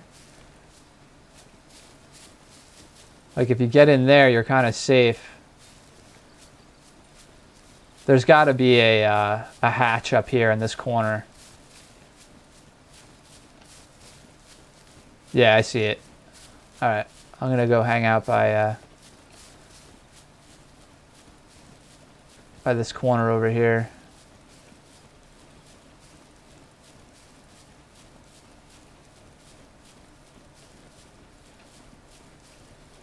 I gotta remember to put, now I'm hungry. Alright, I'll go hunting after I go through this.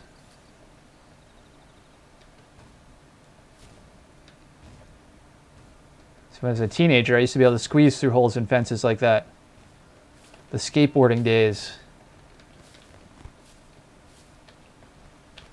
How many cops I ran from when I was skateboarding? I'd squeeze through a hole in a fence like that. They'd just be like, done. Not gonna catch you. Oh. Well, yeah, the difference between Scum and DayZ, I mean, you have the whole fame system and the events and stuff in Scum, which is pretty cool, but they're very similar in the survival aspects. I think Scum has done a cool job with the crafting.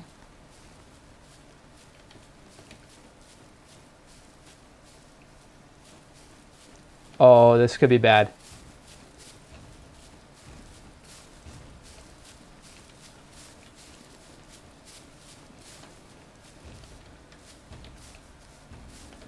Oh crap. Where is he?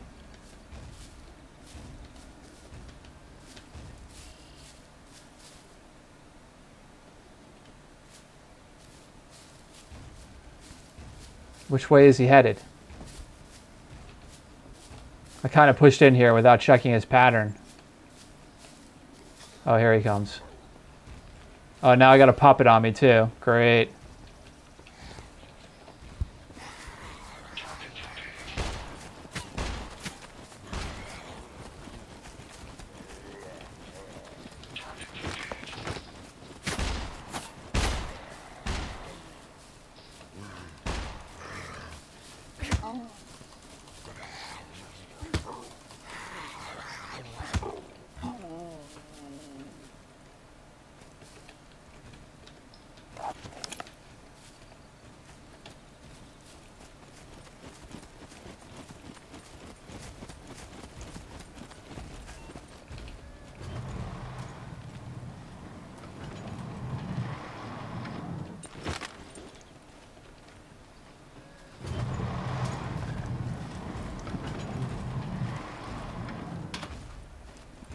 I think the crafting is easier here because you have the menu, kind of. You have the recipes in front of you, whereas DayZ, you kind of just have to figure it out. It's much harder. Survival is much harder in DayZ, like cooking and finding food and stuff is harder. Finding gear is harder. I mean, it's been a while since I played it. Oh, there's an AK.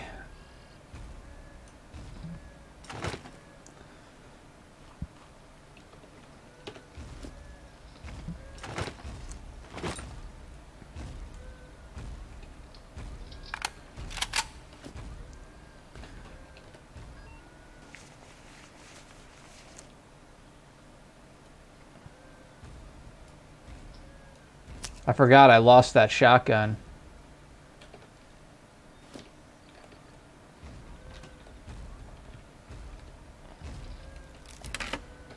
Trying to think of like what else is like the major difference in DayZ. The map, you don't get a map right away, so it's harder to get around. You really have to know, you have to learn your way around in DayZ. You have to like be able to look at a town and look at the area around you and the terrain and go, oh, I'm here. If I want to go to Electro or I want to go to Northwest Airfield, I'm gonna have to head in this direction and follow this road. They've made that a little easier because like there's kind of trail maps along the way. But I've also been hit in the head with a sledgehammer trying to read the trail map, which is pretty funny.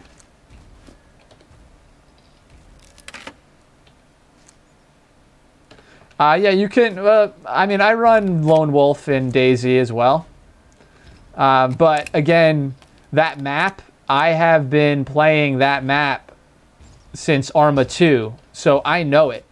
I mean, now, yeah, some of the cities have changed, some of the towns have changed, but the basic layout is, you know, the same. You can go in more buildings and stuff like that, but I can just look and see a mountain range. There could be no buildings. I could be spawned in the middle of nowhere, and I'll know, oh, I'm on this side of the map, or I'm up north, or I'm on the west coast or the south coast.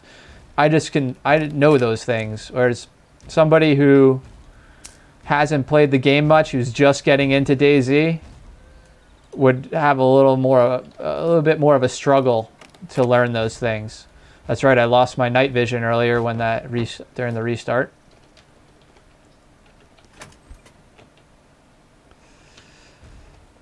So what vest did I just find? Just a ballistic. That's better than what I had, which was nothing.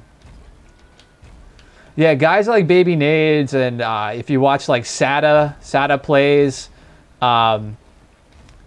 if you want to see the original like content creator for DayZ that got me into it and got everything in it, is Frankie on PC. I actually, in my early days of playing DayZ, when I was at the LAN center, I ran into Frankie on a server, and he was a really cool guy. He picked me up in a car, gave me some gear, ended up picking up one of my customers that was playing the game in the LAN center, this little kid who just was like so excited to play the game, and he got to play for a minute with, I mean, he won't like hang out with you, he'll just like kit you out and leave. Oh yeah, if you gotta, yeah, DayZ, Scum, you need computers for at this point. Although DayZ you can play on Xbox One.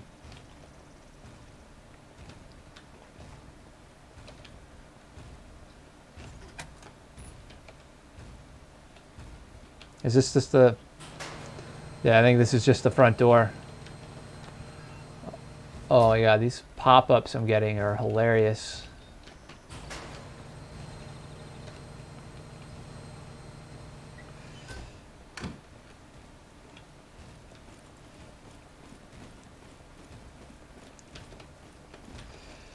Where do all these go? Oh, this opens.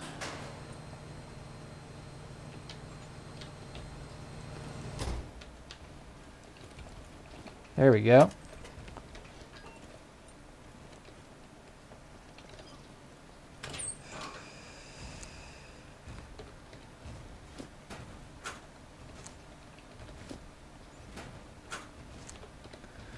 Yeah, I remember like wanting a gaming computer when I was younger and having to like save up and stuff, but I didn't get a gaming computer until I was in my early 20s.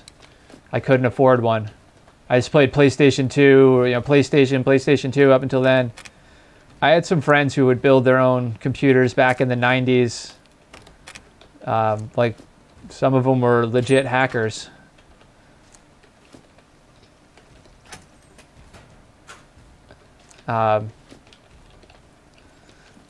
I was more of a phone freak than a hacker, but it's a form of hacking.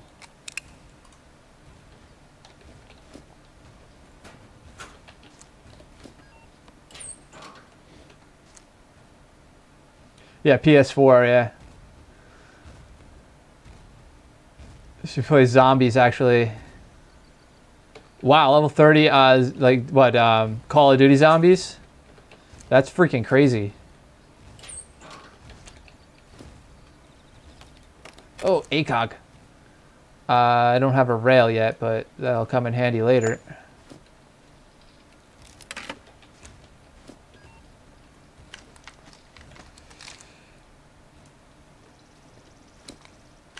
So right now, this is an unusual combo of weapons for me. I'm running AKM with MP5. usually have like 2 assault rifles.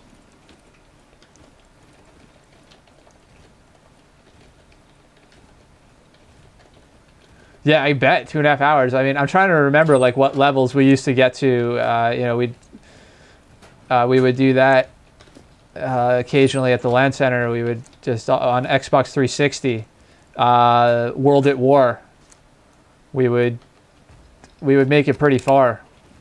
Always like remembering to leave that last zombie crawling on that stage so everybody could get like kitted up for the next wave. Those were fun. Those days were so much fun.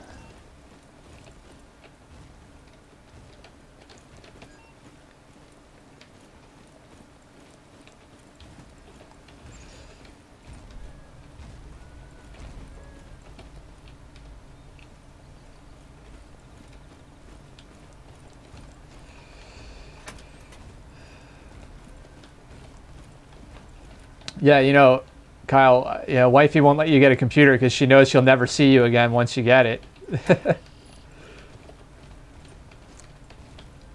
That's what I did was yeah, my ex-girlfriend and I used to live together. I built her a computer.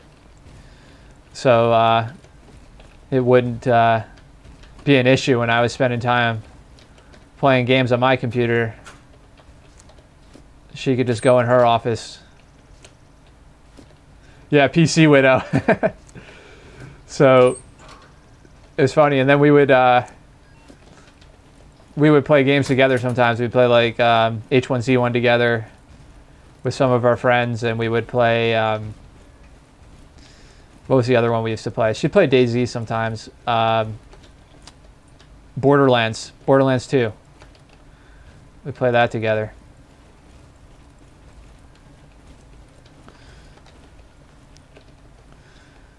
Is there any more gear in this place? Well, at least I have an AK with some ammo. Wait, I gotta repack this mag here. That makes more sense. I think I'm carrying too many mags, so we'll figure that out later.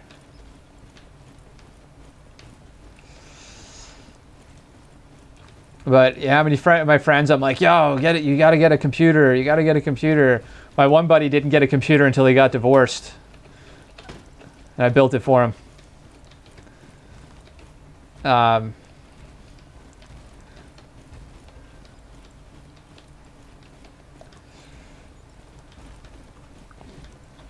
Yeah, but they always get knocked out. But, you know, it's not always because the wife, you know, is like, I don't want you to be playing games. It's a lot of the time it's just the cost of the computer.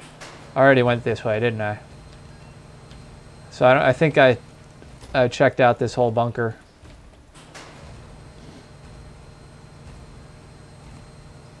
This might be kind of sketchy for me to leave this way.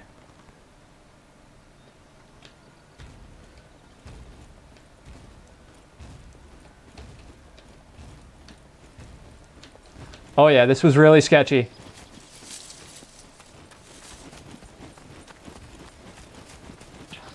Woo! Woo! Oh cow. Those are flying right over my head.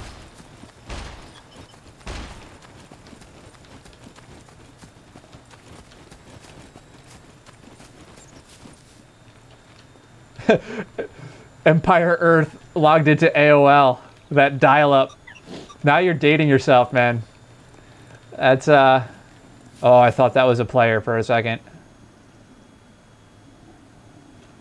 Let's switch to this gun for that.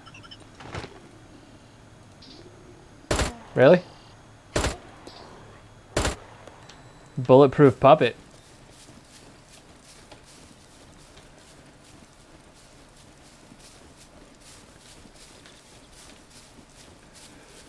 Farito Loco, I guess you're back. How's it going, man?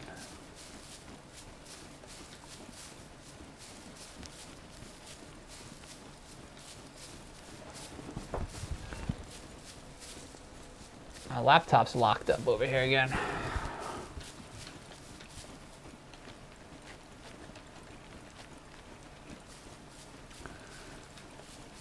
All right.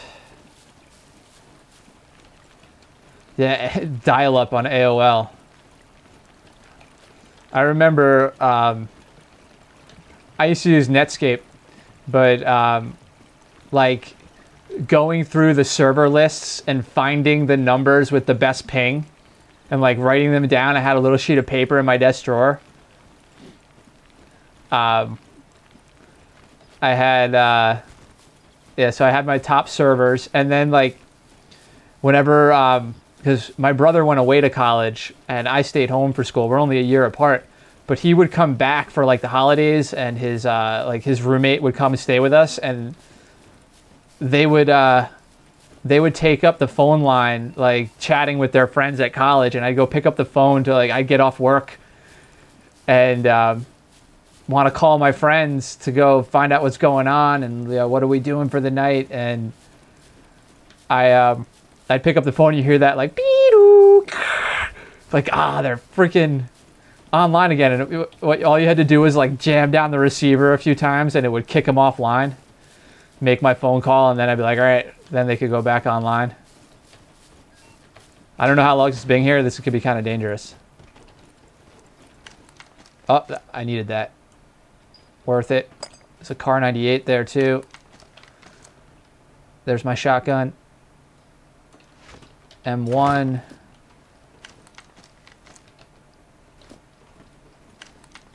Trying to decide, do I take, what do I have ammo for? All right, we're good. There's no ammo in here anyway. Let's get out of here before the thing explodes.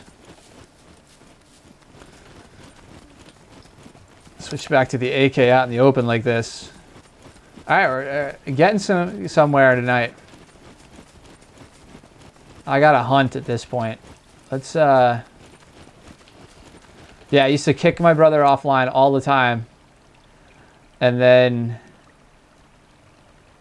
yeah, he would get all pissed about that.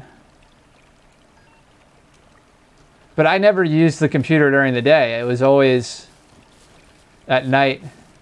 Chatting on AIM. Yeah, I had a, what was it, like a 238? It was like a IBM ThinkPad.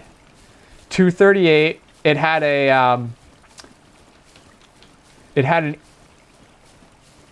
I think the hard drive was in the megabytes. It was like an 8 megabyte hard drive, the first hard drive I had for that. With, I got out of that just in time. And it had like 128 megabytes of RAM. Or maybe, no, the first one was 64 megabytes of RAM. It may even be 32 megabytes of RAM. I remember I had a computer with 32 megabytes of RAM. Oh, that's loud. Oh, it's a little waterfall here. I'm going to hop over the other side of this. Oh, God, that's so loud. It's hurting my ears. Let's go over here. Easier to hop over.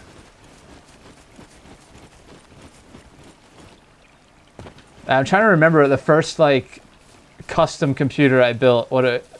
I think it was a P4. So, I think it was a P3. So it was a Pentium 3. And I got the processor and motherboard from my roommate. I went to Micro Center and bought a case with a power supply. I got a... Yeah, they do need to add fishing to this game. I think I said that a while back when the game first came out. It would be cool to have fishing. But I had a... it was like a 60... Maybe it was a 10 gig. It was a 10 gig hard drive with... it was under a gig of RAM. I think it was like 512 RAM. And it was all scrap parts that I got from my roommates because they were a bunch of nerds. So that was the first computer I ever built. But I still had my ThinkPad at the time. But that was a little bit better than my ThinkPad. And you could like play like StarCraft on it on low settings. That was about it. And I wasn't really into that game. But it was the first time I had ever seen anybody LAN. I lived in this house with 4 other guys, or 3 other guys, and this one guy, he's like, I gotta go pick up my friends at the train station. He comes back and they're unloading computer gear out of the trunk of the car into the house, and they filled his whole bedroom. There was like 5 computers in there. Like, we're running extension cords from other parts of the house so they could like distribute the power properly. And yeah, they ran a LAN, a StarCraft LAN. And then they used to sit there and like trade MP3 files and stuff like that too. I was gonna stop here and drink. That was the first time I'd ever seen anybody LAN. That was like 2000, been 2001.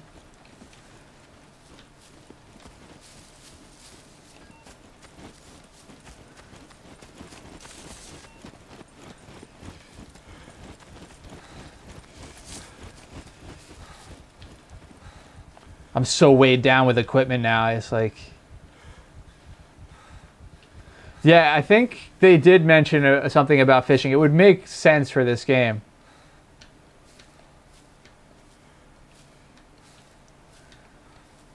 I mean, there's just so many perfect spots. You know, I remember, was it Far Cry 5? I just sat there and fished for a while in that game. Like, I forgot what I was doing. I was like, what am I doing? I gotta be careful I don't put my gun down. I gotta load that shotgun up. Yeah, Far Cry 5, I just sat there and fished. And I was like, wait a second. I like finished the mission where you had to... Oh, crap. Alright. Either somebody's hunting.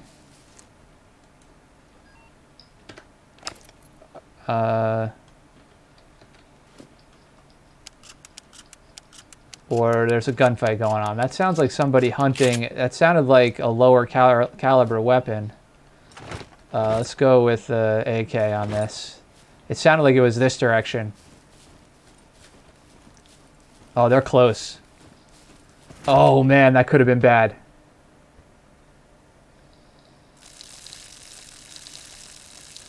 Yeah, getting sniped while you're fishing. That could be bad. Dude, that would have been bad right there. Going into a gunfight, forgetting to urinate first. Like, that, the character just did it on his own. Something's going on here.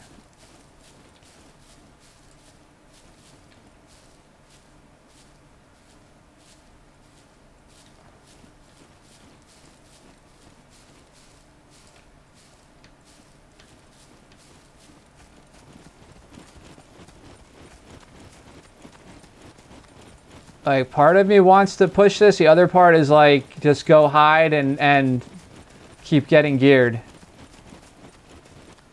I don't have a helmet or anything yet.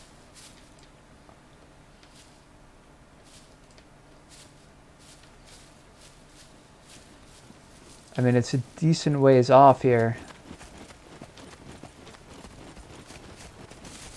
It's got to be in this town up here.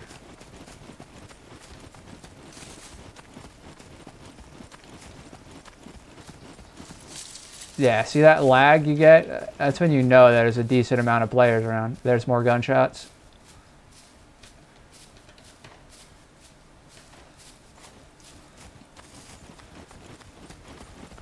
Just the rate of fire makes me think it's somebody just shooting at puppets.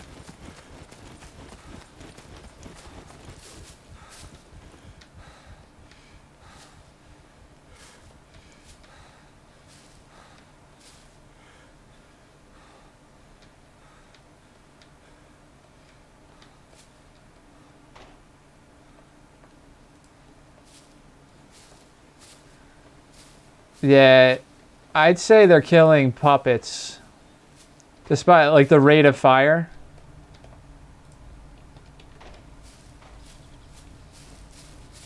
And it sounds like it's a handgun. I haven't really got good at, like, identifying the gunfire yet.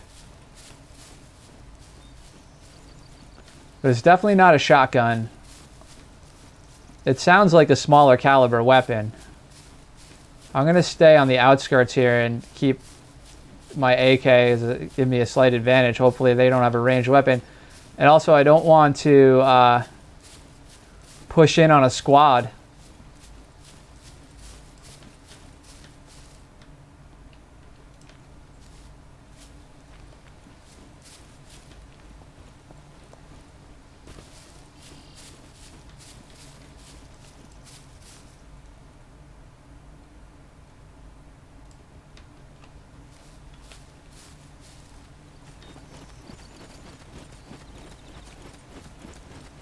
I'm gonna have to watch my stamina here, because I have low energy.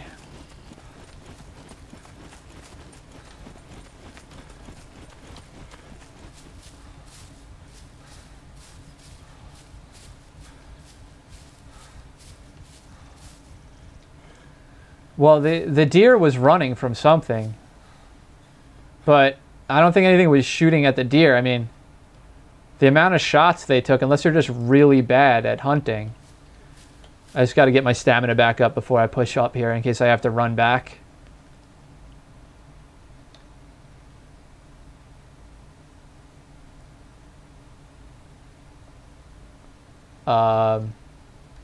They could have been shooting at that bear. Oh wait, I hear footsteps right there.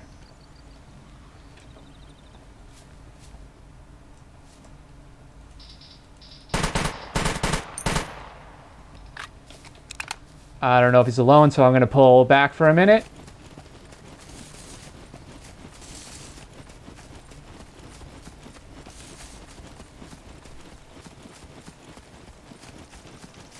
He may have had the same idea as me.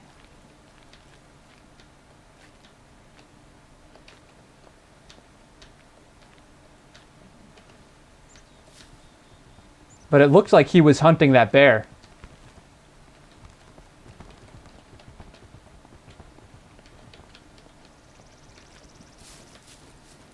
I can make a ghillie suit on here. No, I haven't seen ghillies. I can make a bear suit. I've done that.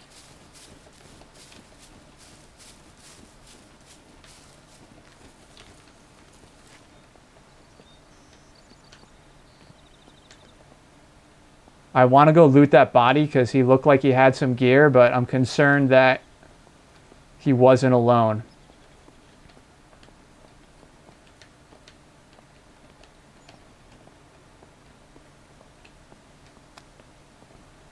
I played that exactly the way I should have played it,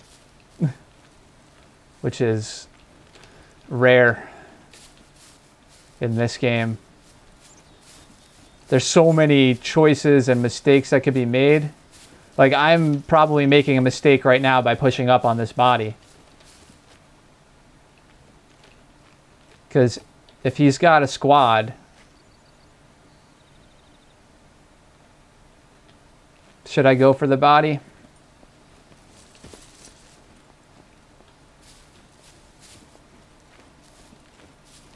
I'm not even sure where he was there.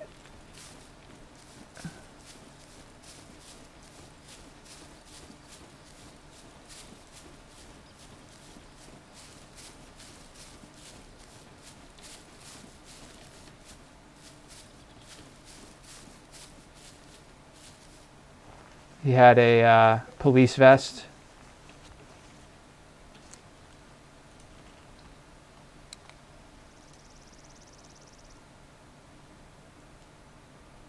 Take his pants.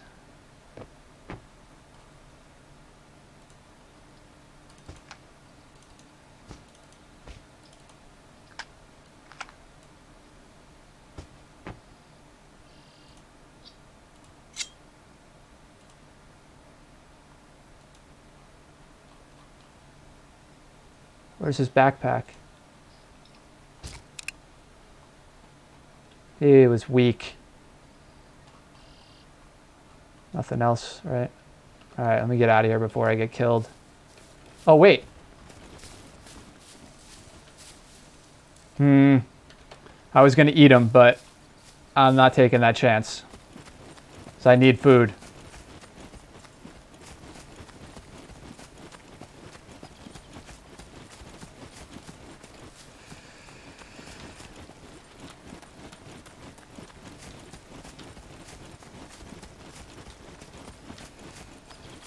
So that was hardly worth going after him. I got pants and a helmet out of it.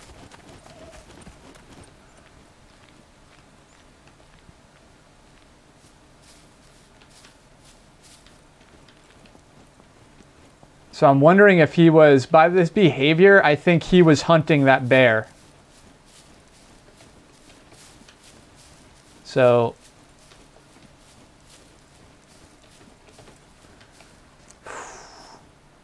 I had the room in my inventory to do that. I should lose this gun.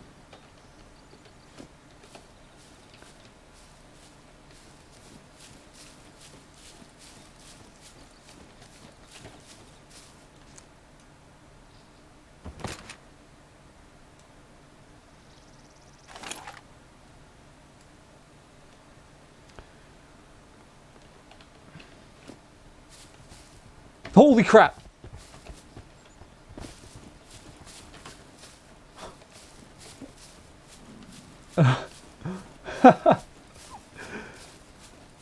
So what is that? The bear is pissed off. Alright, I think I'm going to go back and chop his body up. It's either that or kill this bear and eat it. I'm being too indecisive here, and it's going to get me killed. Did anybody see how much fame I got for that? I'm just curious, like, what his fame level was. Because if I got a lot of fame, he could come back right away, and if he has a base nearby, that could go bad for me.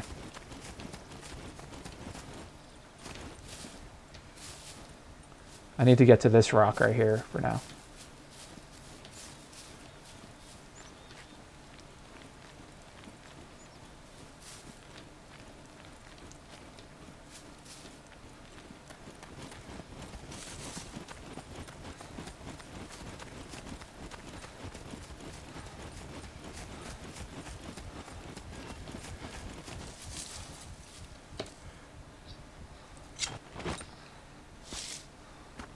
Yeah, see, I knew it was a small caliber gun. He was hunting with a 22.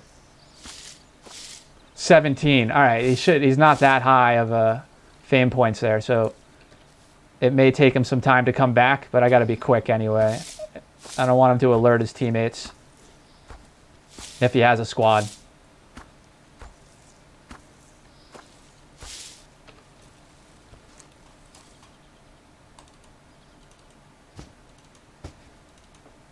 Going cannibal.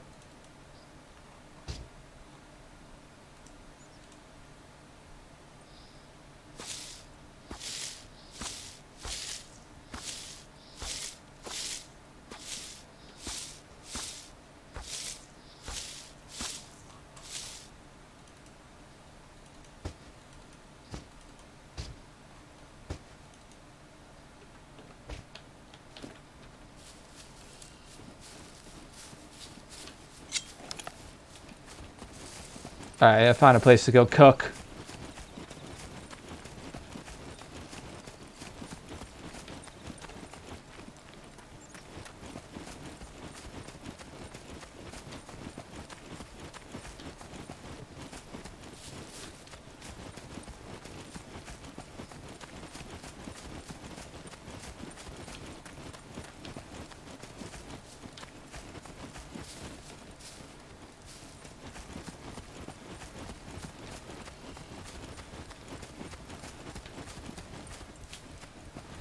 No, it won't do anything to my character. It actually is, it's beneficial. I believe you get a lot more energy from human meat than you do out of any other meat in the game. So they promote cannibalism in this game. Where am I going to...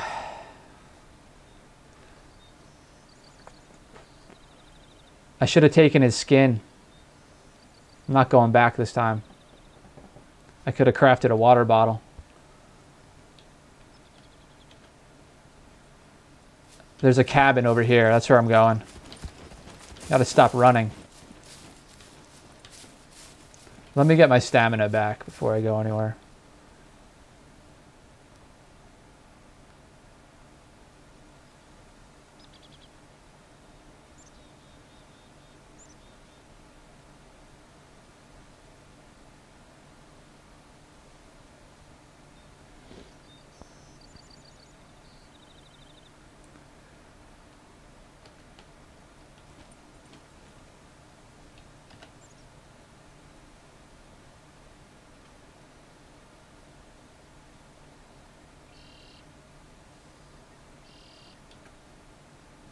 Yeah, I only get 96% back. I gotta eat this.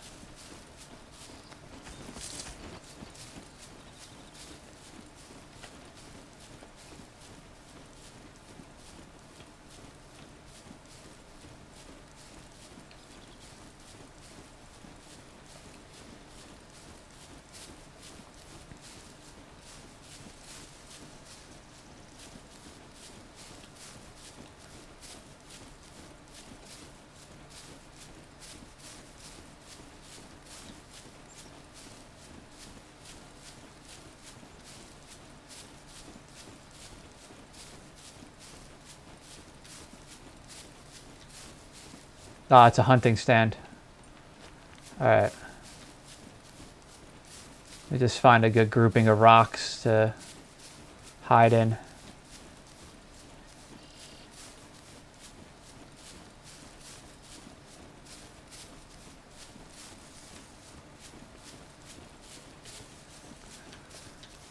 Yeah, this is gonna do it right here.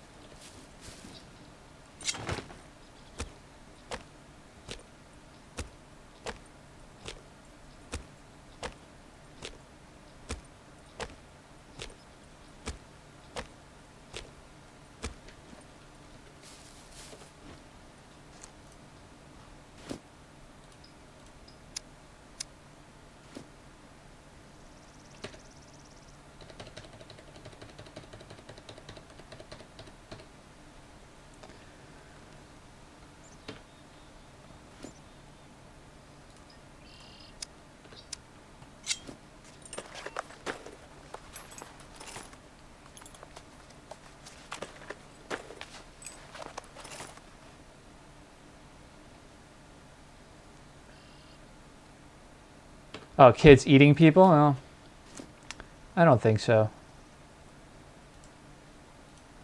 I mean,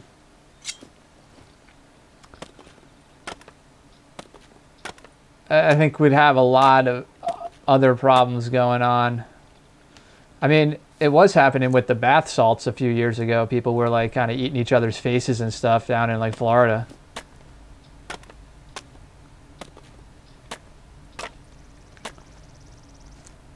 But the main thing is, a kid should not be playing this game.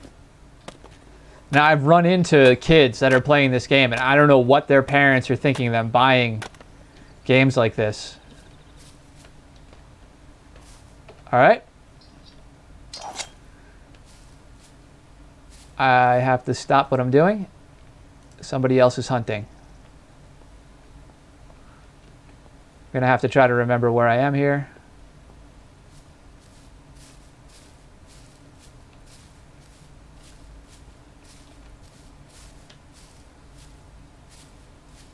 At least I haven't dropped any of my gear yet. I might have to leave this area altogether.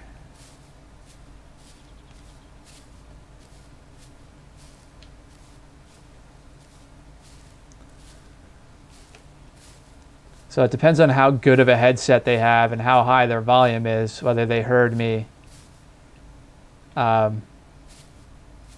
crafting. But I had a feeling that there was another player around. It'd be really funny if that guy went back to his body and was trying to pick up his gear and another player killed him while he was picking his gear up. But I'm going to move along. I'm going to forget about what I just crafted. Yeah, here's my take on that. Do video games cause people to be violent, or are people with a propensity for violence attracted to video games? Because I love playing this game, but I'm not going to go out and reenact this in real life.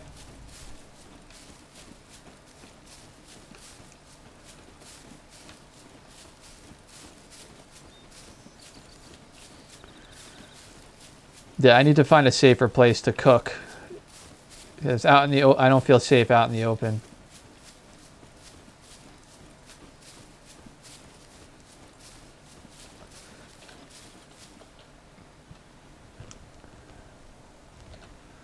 So yeah, I did. There was one kid who was recently arrested for going on a rampage, and he did say that he just wanted to live out Grand Theft Auto in real life. So it can happen, but I want to know is, you know, what else was wrong with that kid that made him think that he could go and do this? Was driving like a lunatic all the wrong way down streets, trying to get away from the police and stuff. He's lucky he didn't kill anybody.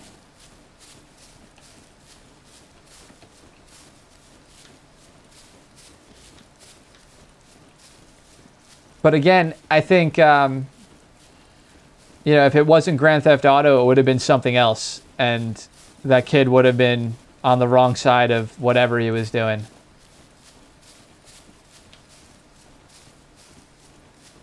Yeah, there has to be.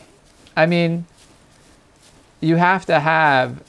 I mean, first of all, again, the games are not meant for kids, and parents need to get that through their thick skulls. And that's the one thing I spent a lot of time doing in my LAN center, was educating parents on what was going on in video games, because they would come in and they would like, well, my son wants to play this game or that game. And I'm going, well, that game's not that bad. But, you know, maybe not Grand Theft Auto. Maybe a 8-year-old shouldn't be playing Grand Theft Auto. Maybe stick with Minecraft for a few more years.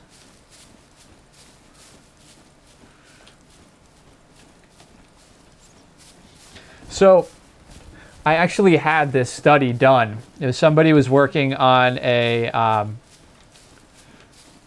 art therapy and psychology degree, and they did their thesis on video games and their effect on the psyche or your mood or your state of mind using art therapy to analyze people. And they did the study in my LAN center.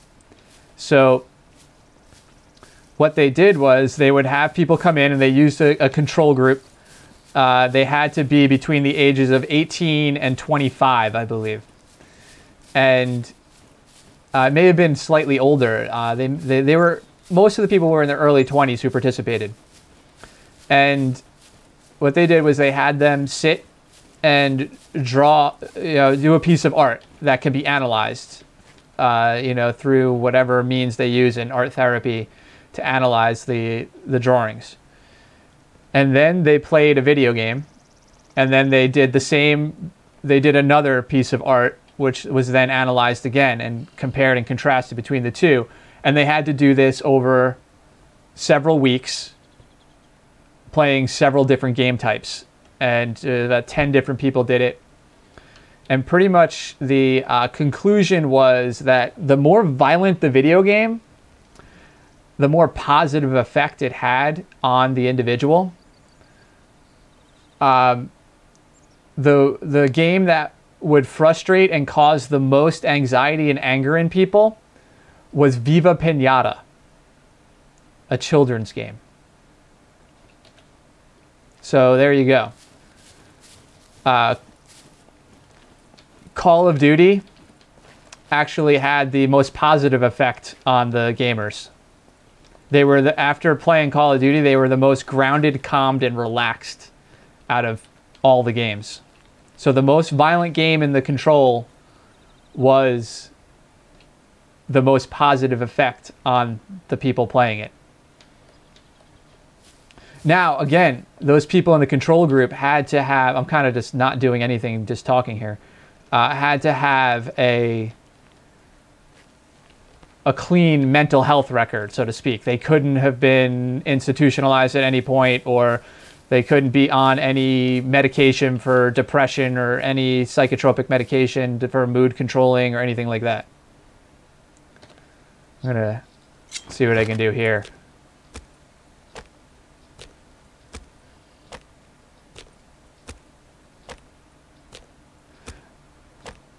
Yeah, I mean, that a lot of it, you know, that's what it was a lot for me was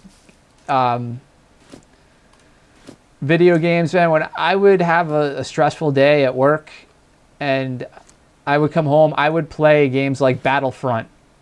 Some like James Bond games and stuff like that. Trying to think what other games I played. I mean, I played like every Bond game on PlayStation 2 back in those days, but I would play that. I'd play Siphon Filter with my friends and stuff. And then I was into like Gran Turismo was like another game that I played a lot. But obviously that game is not very violent. But Battlefront is a pretty violent game. You know, Star Wars, first-person shooter, third-person shooter. What was the other one he used to play? Soulcom.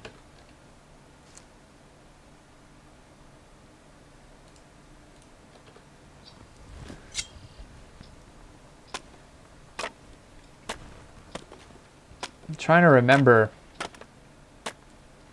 what other games I played, but again, it was like forget it, and it wasn't so much that I was killing. It was because to me, it's just zeros and ones.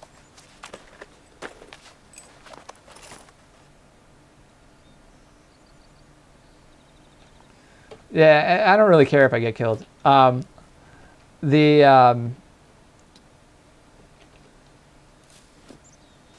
Yeah, for me, it's all zeros and ones. So it's not like I'm not killing real people.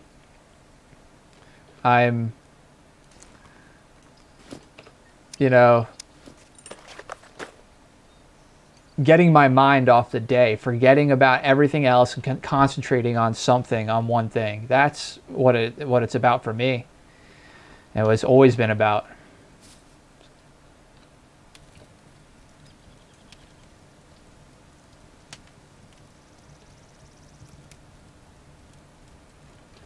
I think I'm pretty safe where I am right now. I can hear if somebody's walking up on me unless they're creeping.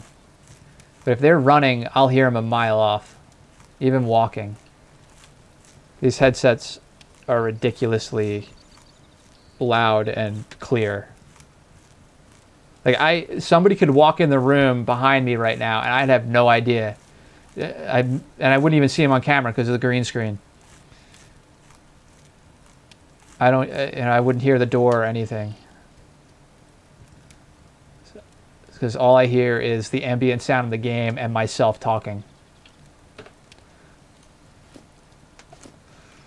I mean, I hope I'd hear like the smoke alarms if they go off. But you know what? My microphone would pick it up. So I'd probably hear it. Let's cut these into smaller sticks. I really wish I got the skin from that character.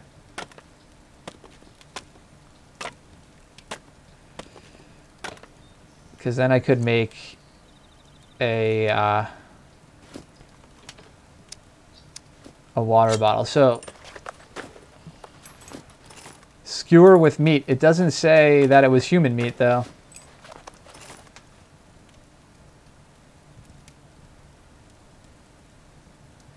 They're Shure SE 215s. They're a studio monitor headset. And then I bought a upgraded cable because you can pull the cables off at the earpiece. That gives me a microphone and like a control for in-game chat. So then that hooks up to my 2013 Astro Mix Amp.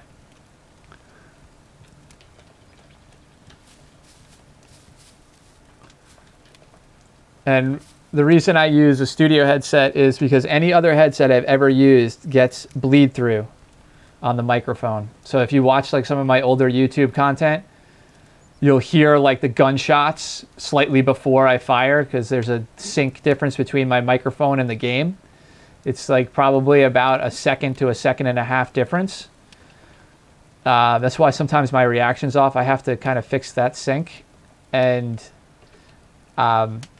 that's the noise coming out of my headset and bleeding into the microphone. So with these in-ear mics, it cuts down a little bit. I did pick up on it the other day, and it's probably because I have my volume up way too loud to the point where I'm going to be deaf in a few years. if I keep doing this, but I was already going deaf anyway, so just help it along a little bit. And then my friend with an audio engineer is, yeah, if he's watching, he would be face palming right now.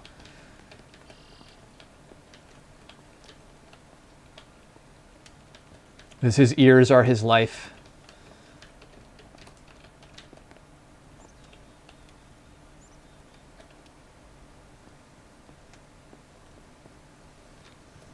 I also like this headset because you really don't notice it on camera.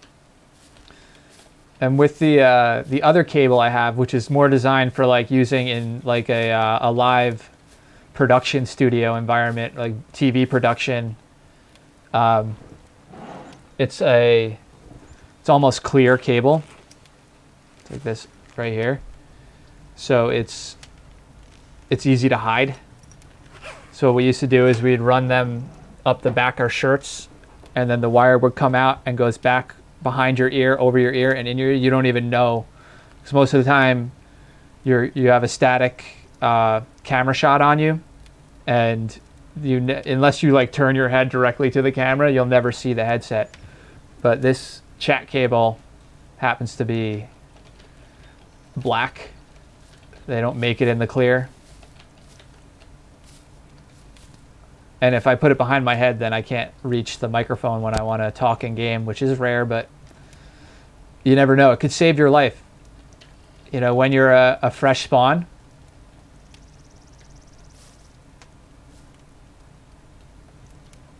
oh, Temptation Island. Later, Kyle. Enjoy your show.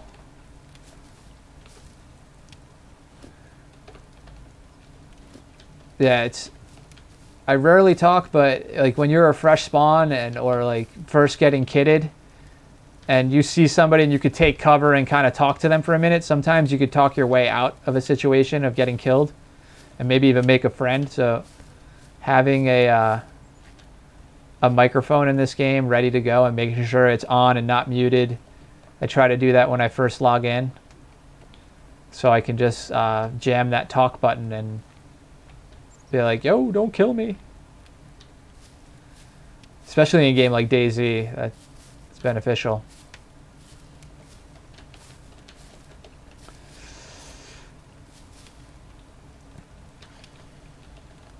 See you later, Kyle.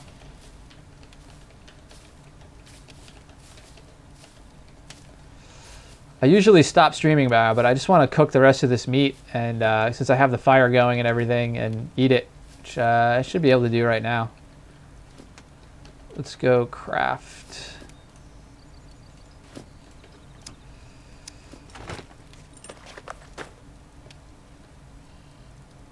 No, I don't want to eat it. I want to take it in my hand.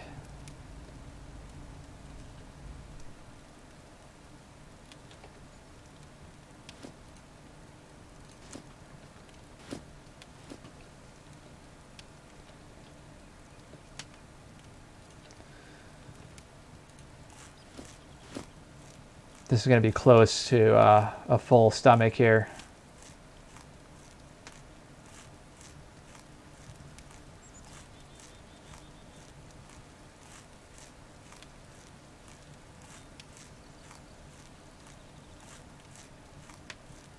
Fire pop just made me jump.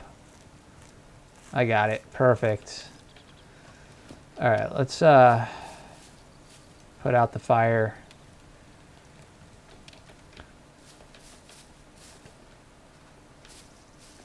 All right, I'll pick up tomorrow with getting water and stuff like that. I'm going to log out here. All right, so I'm actually going to take a break for a minute, but I'm going to do a little bonus stream tonight again. And I'm playing, decided to start playing Star Wars: The Old Republic, just to see if I could force myself to get back into it, and kind of just to have something a little different to play after I play Scum. And so, see you later, Sweeney Todd. So I'll be back in like 15 minutes. I'm actually going to stop the stream this time because I want to make sure I get this as a separate recording and you know, a separate name, because then I can go back, rename everything, start the stream, and have it named properly and stuff. Because I noticed I renamed it before I stopped this stream, and that changed the name of this stream and made it look weird in my... So I'm trying to keep everything consistent. But again, thanks everybody who is watching, and if you want to hang out, I'll be back in like 10-15 minutes, and I'm going to be playing Star Wars The Old Republic. So I'll see you guys in a little bit.